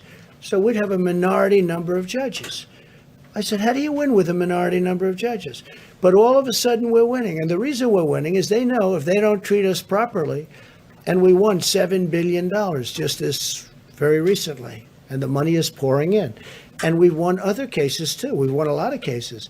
But you know, from covering it, I know you know that the United States was taken advantage of by the World Trade Organization. And by the way, speaking of China, if you look at the history of China, it was only since they went into the World Trade Organization that they became a rocket ship with their economy. They were flatlined for years and years, frankly, for many, many decades. And it was only when they came into the World Trade Organization that they became a rocket ship because they took advantage of all the rules. I'm not even blaming them. I'm saying, how stupid were the people that stood here and allowed it to happen? But we don't allow that to happen. And if they don't treat us fairly, we'll leave. But now we're starting to win cases. How about somebody new for a change? Come on. Hi, Go Mr. ahead. President. As many schools and school districts are closing across the country, Florida Governor Ron DeSantis has not ruled out closing or opening out schools in May, saying that many kids are not vulnerable to this disease. Do you agree with that assessment? And do you believe that would you recommend that schools open up and to those states that have? Well, I have a lot of confidence in Ron DeSantis, a lot of faith in Ron DeSantis to make the right decision. He's doing a great job as governor. Ron DeSantis, I had read where he's thinking about opening up the schools earlier than the date, the end of the month. I'd have to look at the numbers. But again, I like to allow governors to make decisions without overruling them, because from a constitutional standpoint, that's the way it should be done. If I disagreed, I would overrule a governor, and I have that right to do it. But I'd rather have them, you can call it federalist, you can call it the Constitution, but I call it the Constitution. I would rather have them make their decisions. But he's made a lot of good decisions. And he hasn't said he's going to, but he's thinking about it. So I'll take a look at it. If I can ask a follow-up to one of the doctors, if you allow children back in the schools, wouldn't that pose a threat to spreading the virus even further to some of those vulnerable? Well, I think the answer is obvious, but if you want either, would you want to just talk about that, maybe? Tony? Kicks me up here, right? I know. I think we know the answer to that. Yeah, I mean, from pure public health issues is that if you have a situation in which you don't have a real good control over an outbreak and you allow children to gather together, they likely will get infected. And if they get infected, the likelihood that they will bring the infection home. So that really is a risk. I don't know the situation at all in any detail, and I'm not specifically speaking about Florida. I'm just speaking generically about what happens when you have infections in the community and you have a congregation of people, such as in classrooms, that's a risk. Has anyone under 25 died, Dr. Fauci, in the country? Yes. The governor Yes. said that no one under 25 has died. I guess you could clarify that people under 25 can die as a result of this. Maybe in Florida they have. Yeah, I'm not sure. Again, in the country. Okay, let's do that because I don't want to have to be answering for a particular state. Yes, people under 25 have died of coronavirus disease in the United States of America. If you reopen the country in May and there's a new outbreak or a spike in infections, are you open to the idea of shutting the country down again? Depending on the outbreak, yeah. You would be open. Depending. I mean, and that's happened, as you know, with a couple of countries. You know what I'm doing? I'm watching other countries. In many cases, they're ahead of us from the standpoint that it attacked them before us. It hit them first. And I'm watching what's happening with respect to certain other countries, some of them obvious, some of them less obvious, and what they're doing and the success that they're having. And that's going to play a large part of the role. We're also setting up a council of very, very great doctors and business people. We're going to be announcing it on Tuesday. Of some great people. The Economic task force. There's a second task force? This is beyond economic. This is really, I call it the Opening Our Country Task Force or Opening Our Country Council, so we don't get it confused with Mike's task force, which has done so great. And we're going to have the great business leaders, great doctors. We're going to have a great group of people. We'll probably do it by teleconference because we don't really want them traveling in for their own purposes. I don't think it would look good also, but we don't want them traveling in. So we'll do teleconference. We did one the other day with the banks, and it was very successful, the teleconference itself. And we'll be announcing names on Tuesday who's on that. And that'll play a role, but ultimately I have to make that decision. And then I'll have to make a decision. Do we close a little area that's a hot spot? I do say this, Jim, I want to get it open as soon as possible.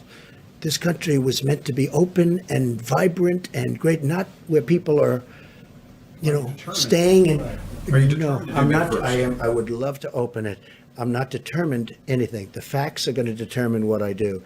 But we do want to get the country open. So important. So I'll have a task force. I'll have a council. It's going to be announced on Tuesday with names that you have a lot of respect for, a lot of great names, different businesses, different people. Bipartisan? Bipartisan. I didn't even ask. I mean, honestly, I think it's bipartisan. The one thing I didn't ask, are you Republican or a Democrat? Hard to believe, but I didn't ask. So it would be. And I want their views on what they think. Also, very important, different parts of the country. Because you go to the Midwest, it's different than perhaps the East Coast or the West Coast. Now, the West Coast, those numbers are really pretty amazing on the West Coast. Very interesting. So we're going to be announcing that in a very short while, probably Tuesday. Go ahead, please. Thank you, Mr. President. Government officials in Latin American and Caribbean nations, Bahamas, Cayman Islands, have been saying that U.S. authorities are blocking the shipment of PPE in certain cases, and I'm wondering if you could speak to that. Well, what what is they're the doing, we have a tremendous force out there, naval force, and we're blocking the shipment of drugs. So maybe what they're doing is stopping ships that they want to look. We're not blocking. What we're doing is we're making sure we don't want drugs in our country. And especially with the over 160 miles of wall, it's getting very hard to get through the border. They used to drive right through the border like they owned it. And in a certain way, they did. They could drive right. They had human trafficking. They had, all of a sudden, they have a powerful wall up. And they're not driving through that wall. That wall is tough. And it's also loaded up with equipment, cameras and sensors and everything you can think of. On top of that, we have drones flying back and forth over it. So it's a very powerful barrier between Mexico and the United States. A lot of people, though, what they're doing now is they're trying to come in through the waterways, whether it's the Gulf or the ocean itself. And what we're doing is we're being very tough, and we're being tough because of drugs and also human trafficking. And remember, the human trafficking is mostly females. It's mostly females. It's horrible, and what we're seeing is horrible. But you have we have a human trafficking problem worldwide, the likes of which, you think of it as an ancient thing.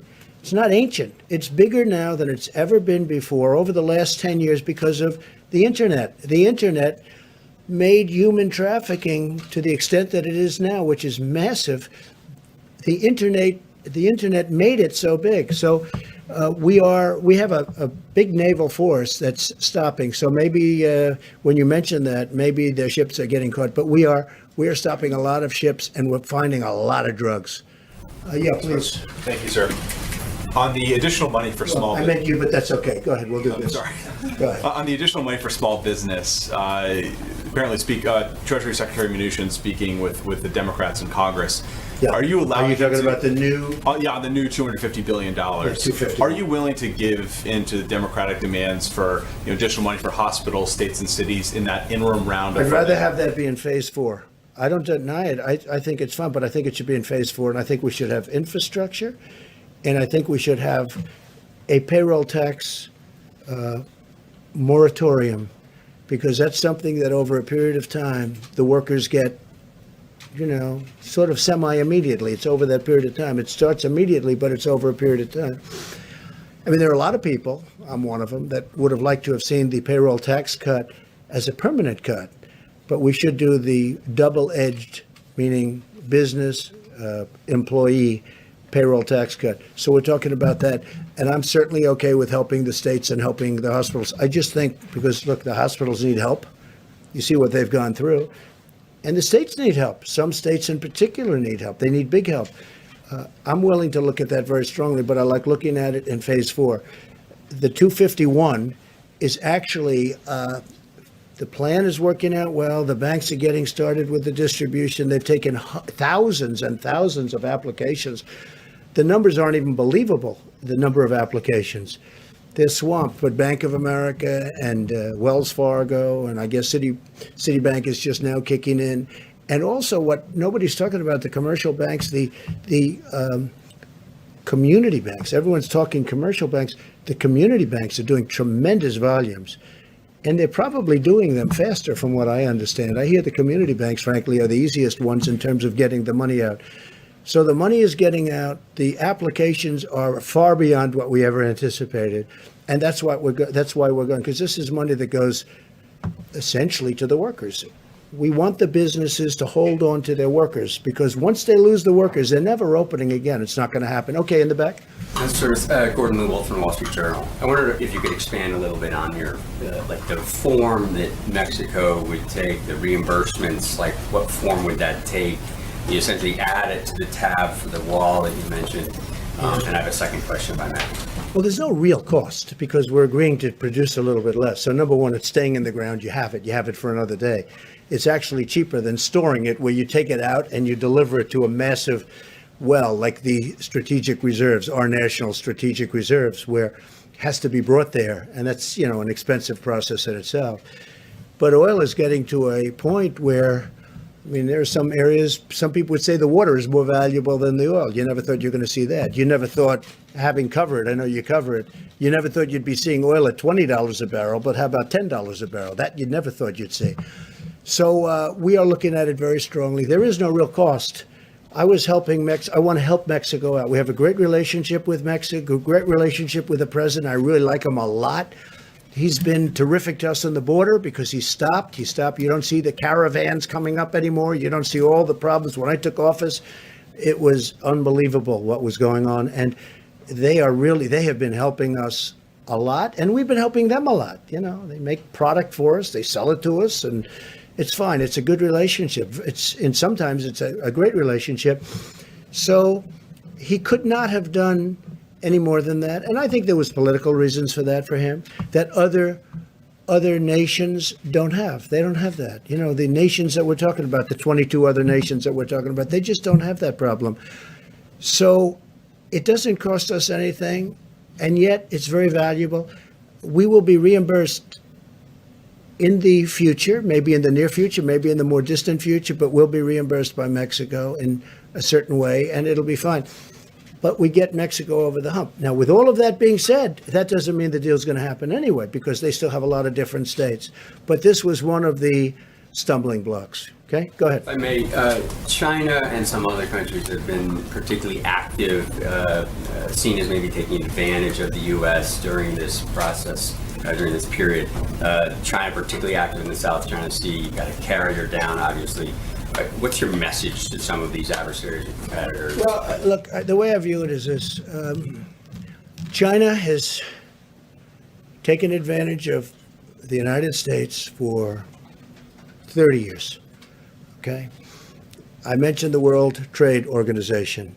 China has taken advantage of us through that and using rules that are unfair to the United States, and this should have never been allowed to happen. When China joined and was allowed to join under those circumstances, the World Trade Organization, that was a very bad day for the United States because they had rules and regulations that were far different and far easier than our rules and regulations. Plus, they took advantage of them down to the last, and you know China and you study China, and you know what I mean. They took advantage of them like very few people would even think to take advantage of them. And again, they are considered, right, a developing nation. We are not considered a developing nation. They're given advantages. Okay. For many years, China has ripped off the United States. And then I came along. And right now, as you know, China is paying 25%. And we've taken in billions and billions and billions of dollars in tariffs from China. And I know a lot of the people kept saying, oh, no, we're paying. Well, we're not paying. Countries are different. Not every country is China. But China would devalue their currency, and they'd also pour out money. And they essentially were paying most of those tariffs, not us. And as you know, we've taken in tens of billions of dollars. They targeted our farmers. But we took in so much money that I was able to give back. One year it was 12 billion, one year it was 16 billion. I was able to give back our farmers the money that they were targeted, hurt. China bought 12 billion and bought 16 billion. 1 year 12, 1 year 16. I was able to give them back the 12 and then give them back to 16, the farmers. And they weren't targeted, and they're all in business. Now we're doing it because they got targeted in a different way. Now I'm going to be very interested to see. So we signed a deal with China, and under that deal, they're supposed to buy substantially in excess of $200 billion from us. That's not only farm product, it's manufacturing product, it's lots of different things. They're going to buy a lot. I just want to see if they live up to that deal. I know President Xi. I would say he would live up to the deal. But remember this, I never took off the tariff. It's still 25%. That's how big. 25% of $250 billion. So for the first time, and you saw also, now again, I'm going before the virus hit, because that's sort of like, let's start all over again. Okay? I can't tell you that yet, because that chapter hasn't been written yet. But go up a few weeks ago, the deficit with the United States and China was coming way down. Nobody's seen that. Nobody's ever seen that before. But the deficit has come way down. So now we start a new chapter. And I can only tell you, if a smart person is standing where I'm standing, we're going to do very well with China. Okay? And I think I have to also say this. I think our relationship and having the relationship I have with China is a good thing. But for the first time, we're benefiting instead of being the sucker that that got taken advantage for years. Nobody. I said to China, how did this ever happen? I got to know him very well. I said to him, representatives of China at the top level, you know who I'm talking about. I say, how did this ever happen? They looked at me and they said, but nobody ever called us. We didn't have a deal. It's not like we had a bad deal. We had worse. We didn't have any deal at all. So they just took advantage. Think of it, $500 billion a year deficit. Not 500 million's a lot of money, right? It's not, everyone thinks I made a mistake when I say 500 trillion. No, you mean 500 million. No, I said $500 billion a year deficit with China for a long time. But it was 200, it was 300, it was 400, it was 500, 556 billion, 507, $500 billion plus a year deficit with China.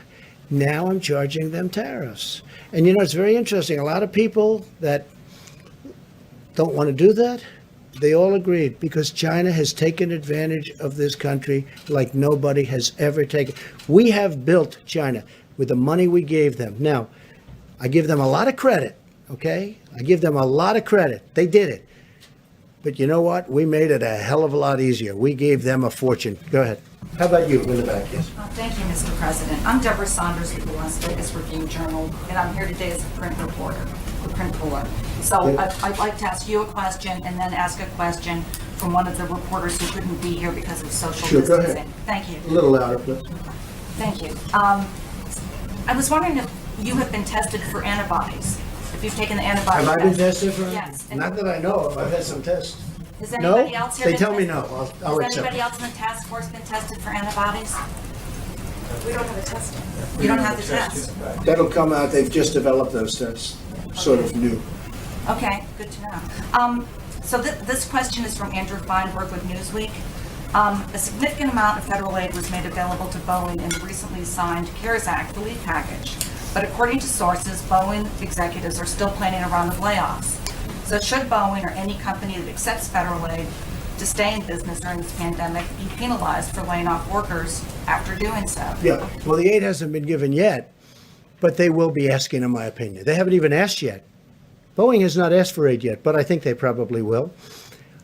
Now, at the same time, they do have to run a company. This isn't a great time to sell airplanes. Let's not kid ourselves, okay? If you're a business person, Boeing makes airplanes. They had a big problem with one, but they make the greatest airplanes. They make the best airplanes in the world. They had the problem with one. They got it too complex. It becomes so complex. You have to be number one in your class at MIT to be able to fly it. It's a mistake. Every 2 years, they want to make it more and more. I mean, they had great success with the 737, the Boeing 737. Then all of a sudden they do the MAX and they say, let's make it more complicated. Let's put on different engines. Let's do this, let's do that. It was not exactly a good decision. Bad decision. Very bad, horrible decision. Number one, human lives. And number two, horrible what's happened to the company. Here's a company, from a business standpoint, was like probably the greatest company in the world, in my opinion. I think it amounts to 1% of GDP. Some people say it's a half. I think it's 1. But here's one of the greatest companies anywhere in the world, maybe the greatest. And boom. Now, on top of what happened there with the 2 planes, and they say they have that fixed. That's good. They say it, have it fixed undisputably. In fact, somebody said, they gave me something. I said, you should say it that way. They said, sir, this is now the safest airplane in the air. I said, that's what you should say. That's a very good statement. It's the safest airplane in the air. That's a very good statement. You should use it. I said, by the way, you're changing the name? But whether you do or not, you should use that. But he said that. A Boeing person said to me, it's the safest airplane in the air. That's a great thing. But we know they're going to need help. Now, does that mean they're going to need help and they should keep people that they absolutely don't need? That business is a very cyclical business, like many businesses, frankly. So that determination hasn't made. They have not spoken to us yet. I think they will be. Maybe they won't need help. That'll be great. Look, Boeing made so much money. Who would have thought they could have made all of those planes that are parked all over the place? In many cases, I guess payments not made. But who would have thought they could do that and they're still a solvent company? Okay? I mean, what a tragic thing happened in numerous ways, but also economically. So when they see us, making sure that Boeing is strong again is very, very powerful and very important, and we'll do whatever is necessary to do. Please. Thank you. A quick one and then a longer one. First of all, have you had a Should we chance- keep this going, everybody? Huh? You're the president. Jim wants to leave. No. Keep it going for a while, yes? I mean, we have time if you want. You're not going to criticize me that the conference was too long? You know, if I leave short, yesterday I left short. It was too short. If I stay too long, they say it was too long. Someday we're going to get it just right. Okay. Should we continue? Should we continue? Yes? Well, at least answer my questions. Yeah. Okay, let's, at least for your question. Have you had a chance to speak Not a bad boy. have you had a chance yet to speak to Boris Johnson since he came? I have not. No, I have a call just to wish him well to his group. No, I don't want to be calling him now. I want him to get better. He's a great guy. He's become a friend of mine, a real friend of mine.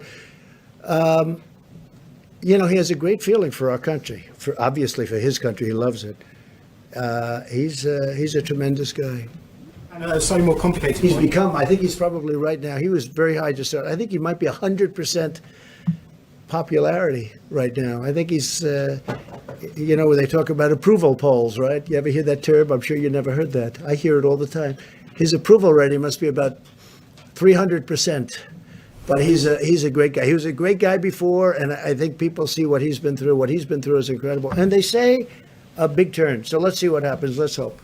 And if I may, where do you see the use of something like immunity certificates or documents or passports when we get to immunity certificates? Once we get to antibody testing, whether this will be a useful way. Well, I see a lot of different things. We're going to be very careful for who comes into the country. Look,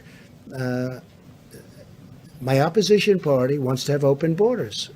This is a case where I'm very glad that my position is I don't want open borders. I want very strong borders. That includes not only on the southern border, our southern border with Mexico, and you could also say our northern border with Canada. But we want to have strong borders. And I think this is maybe one of the learning points. We learned something about borders. We need borders. The country needs borders to be a great country. And I think this is a great point. Go ahead. Do you have something else? Yeah, I wasn't just thinking about for borders. I just thought for ordinary Americans who are currently stuck at home, if they're tested for antibodies, it turns out they've had the disease and therefore shouldn't be infected again. Some sort of documentation that would allow them to go back to work safely. You mean once they get better? Yeah, well, people who might not. Okay, so they have the disease, and they're better, and they have the immunity now. They have, supposedly, according to what I'm hearing, it could be for a long period, could be for a lifetime, it could also be for a year or two, I'm hearing, Tony. So nobody's told me yet if it's for a year, if it's for 2 years, or if it's for a lifetime. Like chicken pox. They say if you have chicken pox, you have immunity. They say for a lifetime. I hope that's true.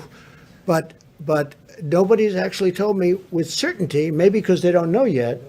You don't know yet. Because it's new. You know, this came upon us. Nobody knew. They do know you have it for a period of time. And it's strong for a period of time. They don't know, and that's hence the antibodies that we're making. I saw somebody who was really sick, and he got better. A young person, relatively young person, 35, and physically fit, you know, and he got better. He made it, barely, but he made it. his first thing that he did when he was better is, I want to give whatever I can give to help other people, because nobody should go through it. It's a tough thing. So we don't know yet how long, if you'd like to add anything to that, but we don't know yet, is it a year? It will be a year, but is it more than a year? And only time is going to tell, okay? Thank you. One more question. Go ahead, try one more. Will you have governors, mayors, members of Congress on the Open the Country Council that you talked about? Yeah, I think so. I think we're going to put some governors. I've gained great respect for governors, both Republican and Democrat. I've actually become friends with some of the Democrat governors that I wouldn't have really had the privilege of getting to know.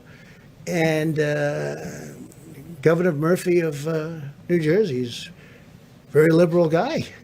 I'm not, but we've had a great relationship. John Bell, as you know, I call him John Bell, but John Bell Edwards, people call him John Bell, sort of a cool name. From Louisiana, I have a very good relationship with him. Gavin Newsom, honestly, I think we've fight on every. Hey, we're fighting right now. I want automobiles to be made cheaper and safer and stronger, but you save $3,000-4,000 per auto, and environmentally equal, or better maybe. And we're fighting on that. We're fighting a lot of different things. We fight on the border. He wants open borders. I want people to come into our country illegally. But I've gotten very friendly with Gavin Newsom. He's done a very good job here.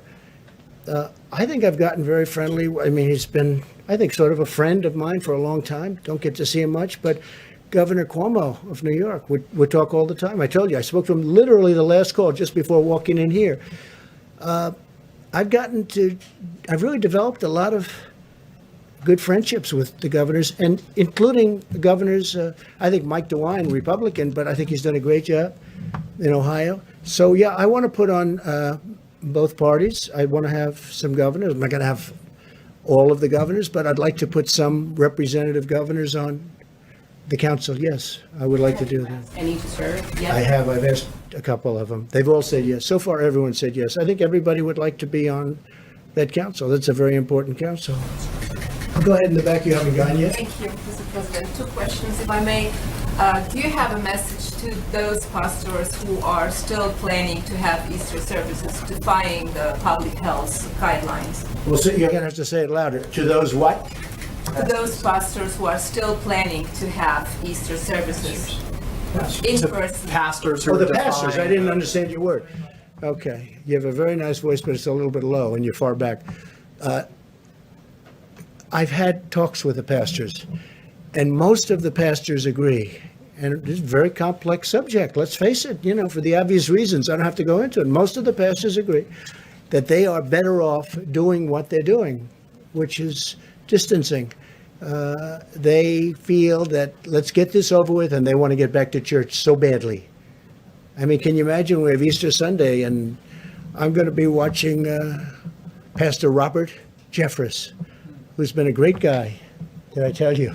He's been a great guy, and I'm going to be watching on a laptop. Now, a laptop is not the same as being in his church. It's not. No matter what you say, we can say, oh, isn't it wonderful? But I've done this for 3 weeks, and they've had tremendous, I let people know who it is. They've had the biggest audiences they've ever had. They have millions of people now watching, and people are really liking what they're hearing. So I'm going to be with, on Easter, Pastor, I don't even know if he knows it yet, but he will soon. I think he will in about 2 minutes. Pastor Robert Jeffress. And he's a terrific guy, a terrific man. I've gotten to know him very well.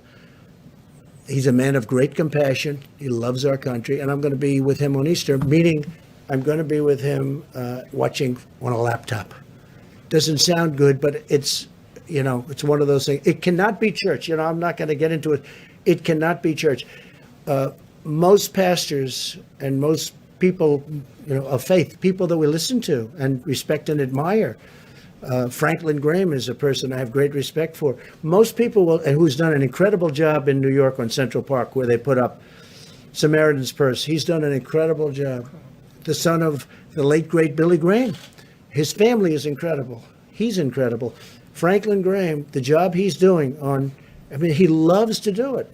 He has such a passion, and that's why he's so good at it. He does it with incredible love.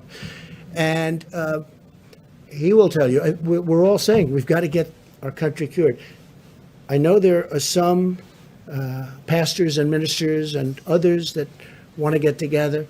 I would, and I have great respect for them. Two of them I know. But I would say first, heal. I'm a Christian.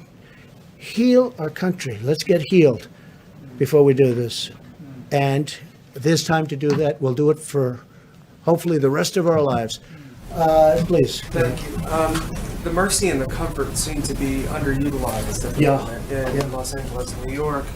Is there any consideration either to sending the medical units into the cities to help Yes. the hospitals there, or to moving the hospital ships? So the Mercy and the Comfort were sent when projections were much higher.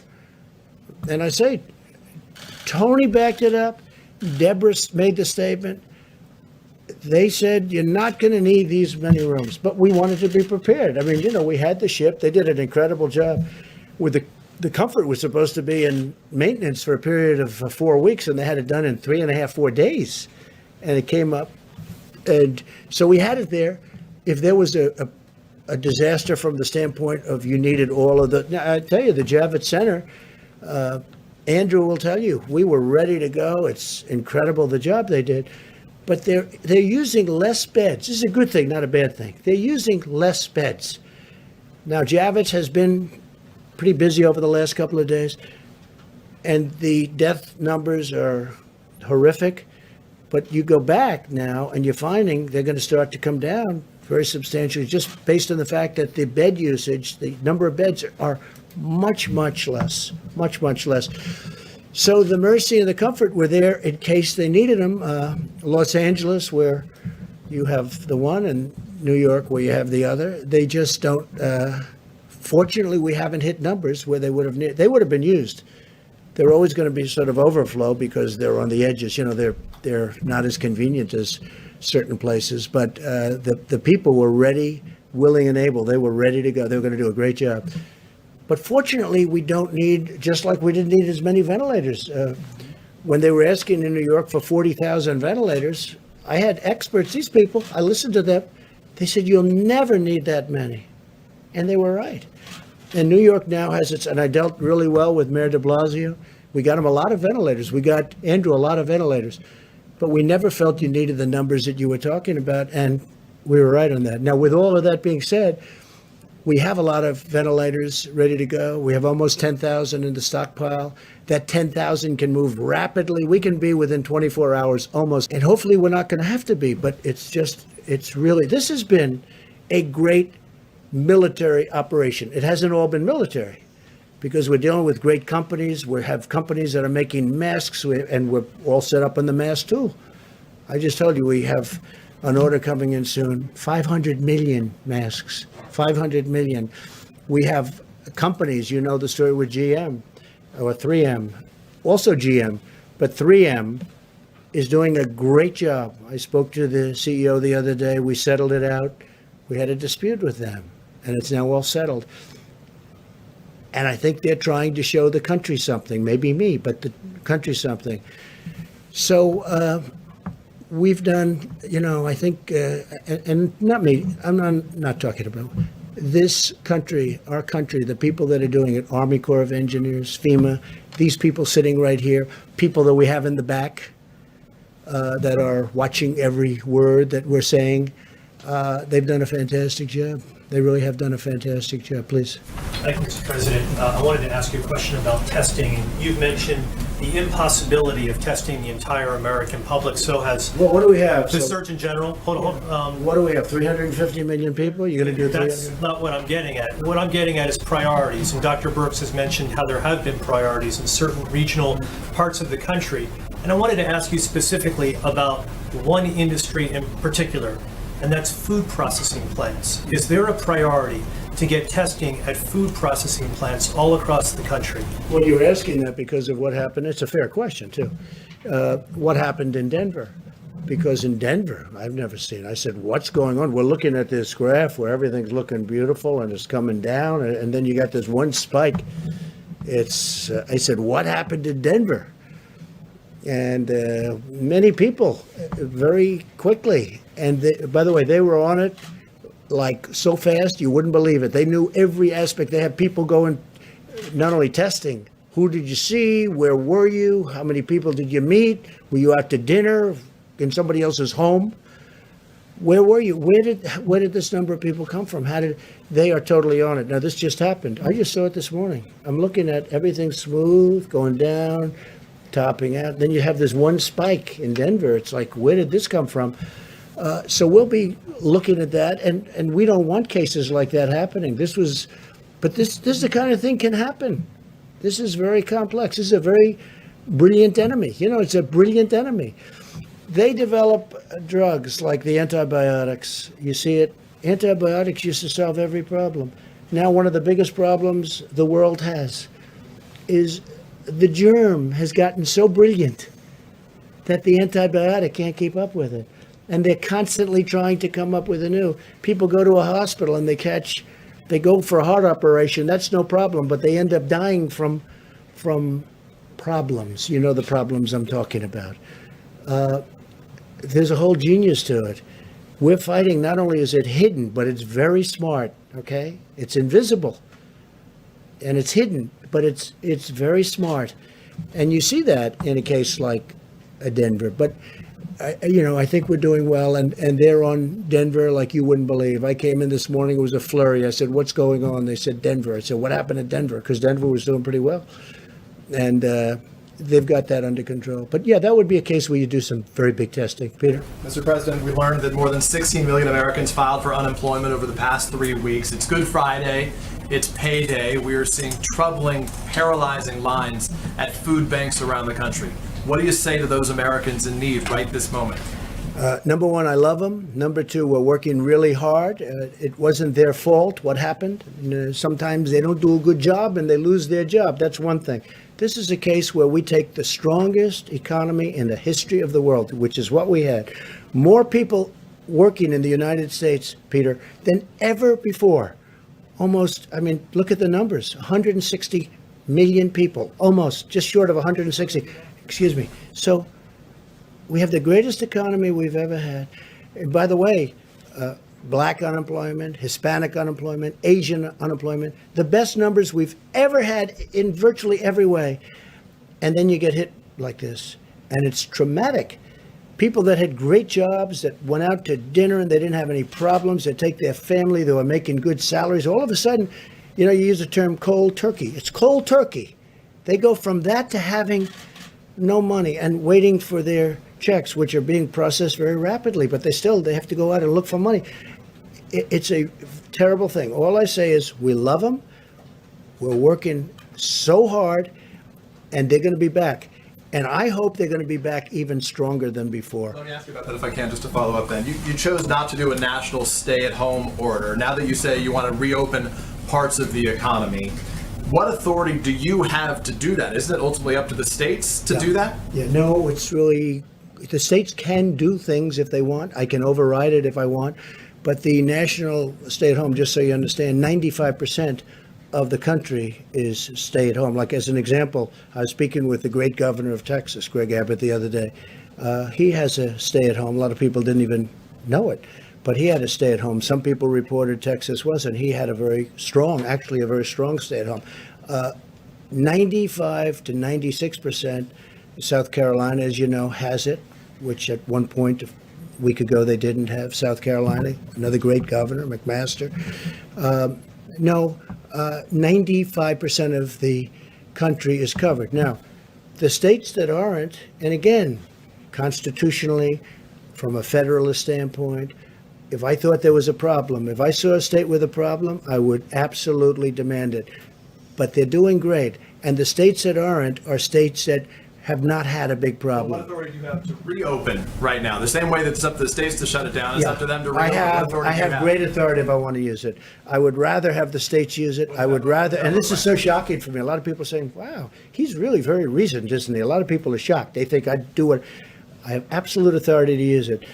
But so far, our relationship with governors and the job they're doing, I haven't had to do it. Would I do it if I saw a state that was out of control and they didn't have the stay-at-home policy? I would do it in a heartbeat. Jeff? Mr. President, there's obviously a lot of interest in how you're going to make that decision. That's a very big decision. What? I don't know that I've had a bigger decision than that when you think, right? I When you would think. I mean, think of that decision. Somebody said it's totally up to the president. I saw this one. It's totally up, and it is.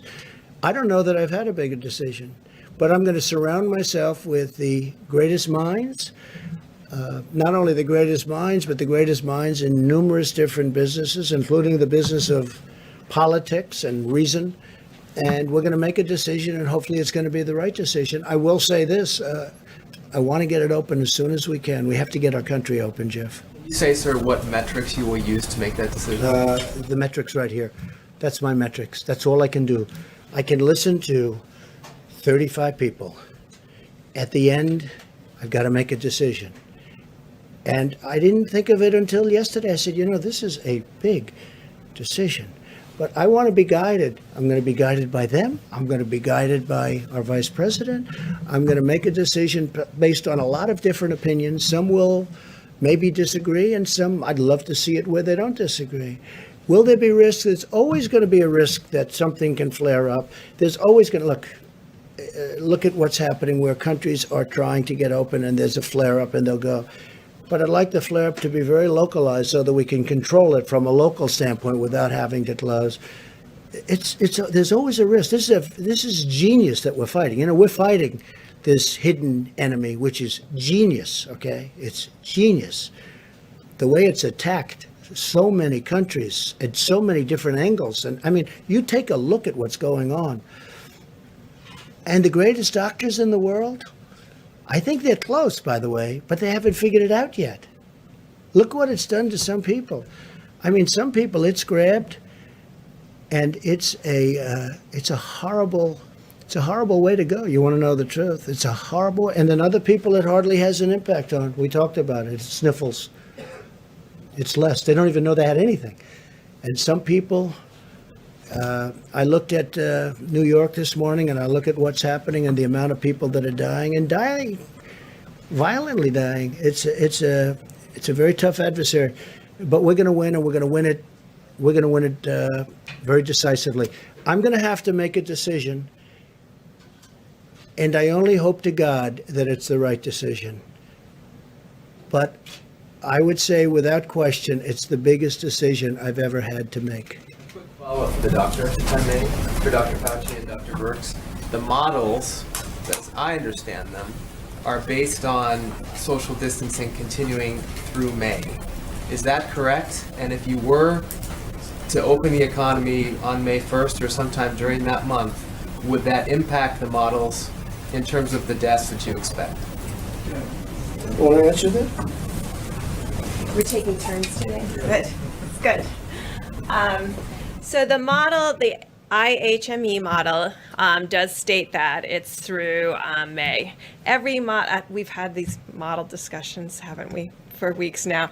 So the models are informed by the data, and you can see how much that model has shifted on the amazing work of the American people. So I think that's what we're evaluating right now. Remember when I talked yesterday, I've been in public health a long time. I have never, except for Ebola, where we worked very closely with the communities about specific issues, we've never taken a countrywide or a global-wide approach to mitigation. This is unprecedented. I will tell you there is nothing in the literature about specifically what to expect, and I think that's why the models continue to modify themselves based on what actually has happened with social distancing and hand washing and all of the pieces that the American people are doing, the decreasing, the closing of the bars, the closing of the restaurants, no communal eating. That was thought to be a very big issue in many of the other cultures that went through this virus. So the models continue to evolve based on the impact. And so therefore, it makes it very difficult to interpret each component of social distancing and which ones are absolutely critical. Now, there's a way to do that in multivariate analysis potentially. Now, I want everyone to understand there are states that are testing. There are states that are doing contact tracing. So, I mean, I think sometimes we get we look at what New York is doing and Detroit, and we forget that there's a Utah and a New Mexico and a North and South Dakota and a whole series of states that have been doing testing and contact tracing and have been testing at rates higher than that per capita rate that we all have discussed. So we're looking at that. What did they do? Where are the most vulnerabilities? Where are the outbreaks most likely to occur? And that's why I've been talking about nursing homes, because we do believe that there's a relationship between age and seriousness of disease. Not to say that there can't be young people with serious disease, but proportionally, it's a smaller piece with serious disease. And so when you have that kind of spectrum where the older and the more complicated, the higher the severity, you get the impression that there may be more asymptomatic in younger age groups, and that's where the antibody test comes in. So when you put all these pieces together, you're trying to understand where would be the first signals.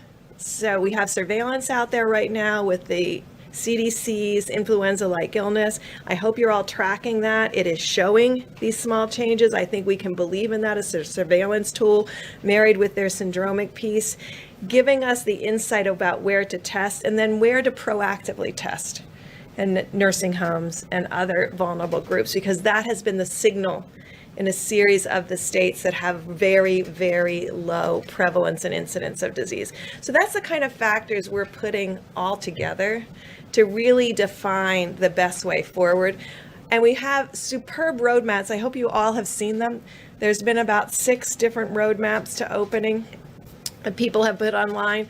And again, there's no literature that you can cite and said, well, we did this 20 years ago and what really worked. There isn't that. There's brilliant public health people giving us their insights. The core of the question is, because those are the models you've been using, if you do go with starting to open up the economy again on May 1st, doesn't that lead to more deaths?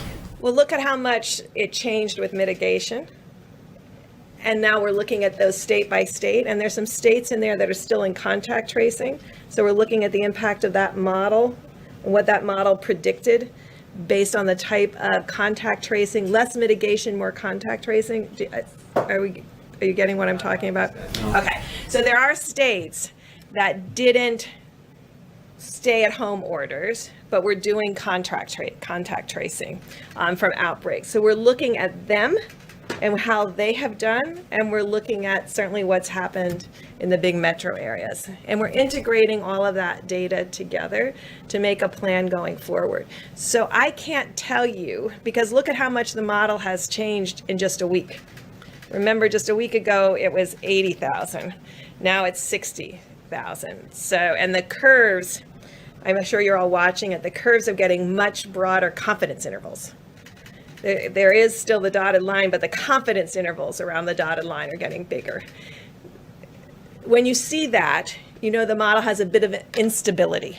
And so that's why Tony and I base a lot of our decision and discussion on cases and what physically is happening in that county and that state. At the same time, not ignoring the models, but integrating the models as one piece of our thought process. Do you want to come up here and say what you think about models? Okay. Dr. Brooks, can you update something? I just want to say that, you talked about couldn't it lead to death, meaning you open up, could lead to death, and you're right. But you know what?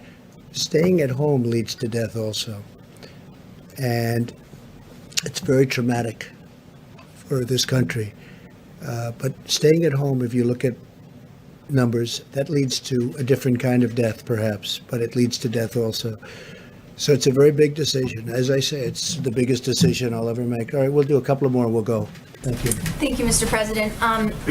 Before you came out here, you said one of the last people that you talked to was Governor Cuomo. Yes. And at his news conference today, he said that he was asking you to use the Defense Production Act to require companies to make more tests, to streamline testing. Is that something that you would consider, because you've considered it with ventilators? Well, the other side seems to keep using that, and I have used it. I've enacted it, you do know, and I've used it. Some people thought viciously. Just ask a couple of companies. If you want, you can just look up the names. And I'm surprised that he would have said that. We actually have great tests. We have others under development. You don't need full testing, as the doctors have been talking about ad nauseum. So I would be surprised that he would have said that, meaning it that way. If he did, I'd have a much different type answer. Go ahead. Well, didn't talk about it over the phone. We talked about testing. Yeah, we did talk about testing. And one of the things I did was I put the two doctors in charge of that call. I said, you know what, Andrew? I have two very talented people standing here. We're getting ready to go on. Let me put them and let me have them talk to you. And they talked to him really at length. And I think by the time they finished, he understood what we were saying. He understood it very clearly. Okay. One more question, please. You've talked a lot this week about holding the World Health Organization responsible for its response to the coronavirus. I'm curious if you've given any more thought to holding China financially responsible for the part that it played and the economic toll that it's taking on the American people. Yeah, I understand the question very well. Look, nobody has done to China or treated China as strongly as I have. Use the word strongly. As you know, you've reported on it. Billions and billions of dollars is flowing into our treasury because of what I've done with China. I think it's a very sad thing that happened. And I think if people knew, including the World Health Organization, and I do believe they knew, but they didn't want to tell the world. And we're going to get to the bottom of it. And we'll have reports on all of this, and we are not happy about it. But I wanted to leave the World Health for later. And I can tell you that we're constantly in touch with China. We're talking to China. And we've expressed how we felt. We're not happy about it. We're not happy about it at all, Kristen. Okay, one or two more? Yeah, Jim? Mr. President, we hear from a lot of people who see these briefings as sort of happy talk briefings. And No happy talk today. And some of the officials paint a rosy picture of what is happening around the country. If you look at some of these questions, do we have enough masks? No. Do we have enough tests? No. Do we have enough PPE? No. Why would you say no? Do we have I enough think the medical answer is equipment? yes. I think the answer is yes. Who said no to that? I'm saying this No, is no, what- you're saying no, but who We said hear- no? we But you hear asked me, do we from- have enough we hear masks? from Yes. doctors, we hear from No, no, you health didn't say experts. that. You said, do we have enough masks? Does the country? Yes. Does- Do we have enough tests? Yes. Plus, we're developing new tests. Do we have enough ventilators? Yes. Do we have enough hospital beds? Yes. We've built 20,000 hospital beds. We have enough hospital beds.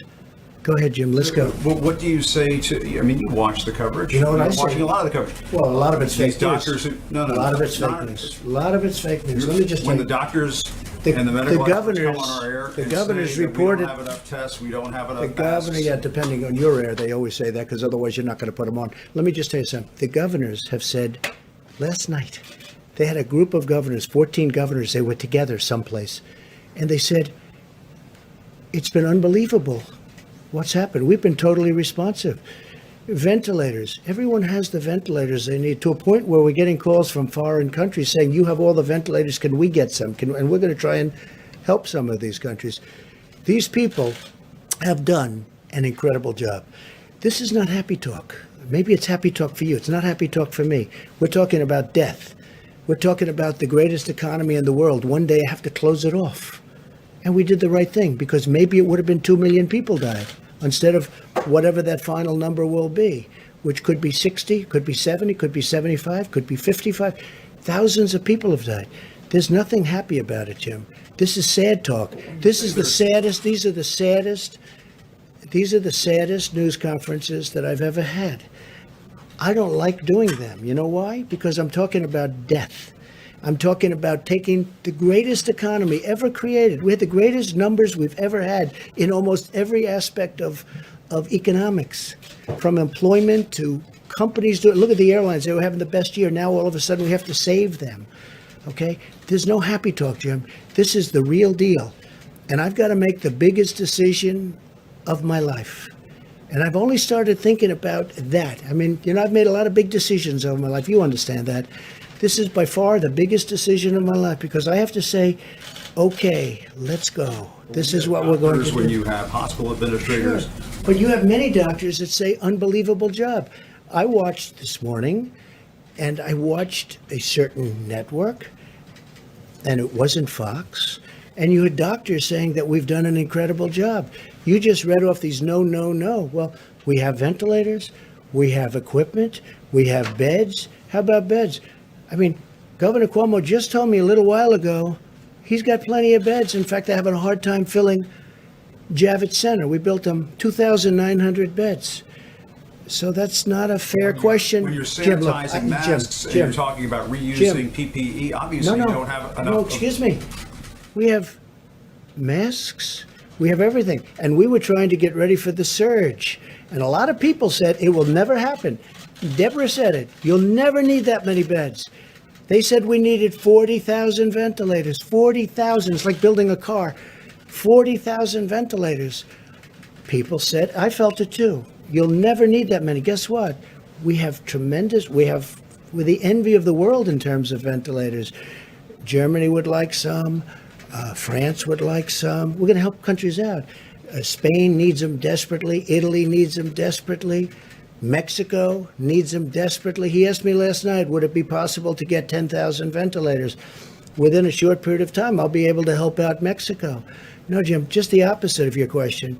It's not no, no, no. It's yes, yes, yes. We're in great shape. And you know what? What's happening now is those numbers are horrible. But take a look at the number of beds. We have beds available all over New York. New York really being the epicenter. New York has experienced something that has been absolutely horrific. I saw Hart's Island yesterday. I saw those people being buried yesterday. Fortunately, we have the beds, and you can speak to Mayor de Blasio, you can speak to Governor Cuomo. People can't even believe the job we've done. They can't even believe it. And I give tremendous credit to the military. This has been a military operation with private people. But wait a minute, wait. I give tremendous credit to our military, to the Army Corps of Engineers, to FEMA, to these people. The job they've done is incredible. And you shouldn't be asking that kind of a question. Jim, honestly. Okay, look, I really don't believe you're that bad a guy. You shouldn't be asking that kind of a question. You should say, you know what? It's been really incredible what's been happening. Jim, nobody's asking. What governor, let me ask you this. What governor, we have more tests than anybody in the world.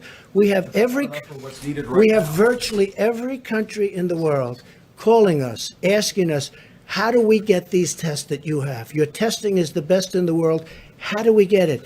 They've done a fantastic job. And when you ask a question like that, it's very insulting to a lot of great people. Okay, one more, please. Please, go ahead. Thank you, Mr. President. You may have seen how Sweden has responded to the pandemic. The schools are open, bars and restaurants are open. Sweden's different. Do you regret not following that approach? Is that approach working? I think we could have followed that approach. And if we did follow that approach, I think we might have 2 million people dead. And Sweden is having a lot of difficulty. Look, I'm very friendly with the leadership in Sweden. They took a different approach. They're a very disciplined country to start off with, but they did take a different. And other places tried it. UK tried it. The herd approach, okay? Herd. And they tried it. And you saw what happened in UK. It set them back a lot of time. It's been, they're having a tough time. Other countries have tried it. And Sweden is suffering greatly. Sweden's suffering greatly. If we did the herd, if we went with the herd, as they say, we would have had potentially, you see the charts. Nobody knows. Nobody will ever know, fortunately, because we're going to be substantially less than the minimum. I certainly hope, unless something happens that would be tragic. So they had a minimum number. If one of the reasons we're so far below that number is because nobody thought the American people could be so disciplined. Nobody thought it was possible. And I guess when they watched us up here every day and they watched other people and they listened to their representatives and governors, nobody thought that the American people could be so disciplined. They've been unbelievable. And because of that, so you have a minimum number of 100,000, and then you had the 2.2 number that if we did nothing, if we did just kept working, everybody go to work, people would be dropping dead on the subways. No. If we would have lost 1 million people, take the 2.2 million and cut it in half. Cut it in more than half. Make it 1 million people, okay? Now take that number and cut it in half. Make it 500,000 people. That's if we did nothing, right? It's unacceptable. It's too many people. So we spent more money on stimulus? Who cares by comparison? You take 2.2, you cut it in half, you cut it in half, you cut it in half, you keep cutting it in half. I don't care what number you choose. 500,000, 400,000. Well, we're going to have, we were talking 50, 60, 65, maybe. Maybe. But if we would have done what one country tried, and it has been very tough for them, you know that, very, very nasty, very tough. But if we would have done that here, and again, you got to remember, UK tried it. And I was a little surprised, and I watched it. They were going about, what, 2 weeks, and they said, we got to stop because they were going to have a whole country infected. So with all of that being said, we got to get back to work. We got to get our country open. But we could have lost 2 million people. We could have lost 1 million people. We could have lost 500,000 people. If we would have lost 500,000 people, now I'll say this also, from the standpoint of being president and vice president, and we're up there and we're doing that herd and we're going to bullet through it. Do you honestly think people like Jim and yourself and other people Jeff would have put up with it? As people are dying all over, they would have said, this man is crazy. Because the numbers, Tony, at a minimum, would have been many, many times greater than the numbers we're talking about. So I'm very honored by our decisions, all of us. We talk about it all the time. I said, you want to let him you just ride it. You just ride it right through. We would have lost potentially millions of people.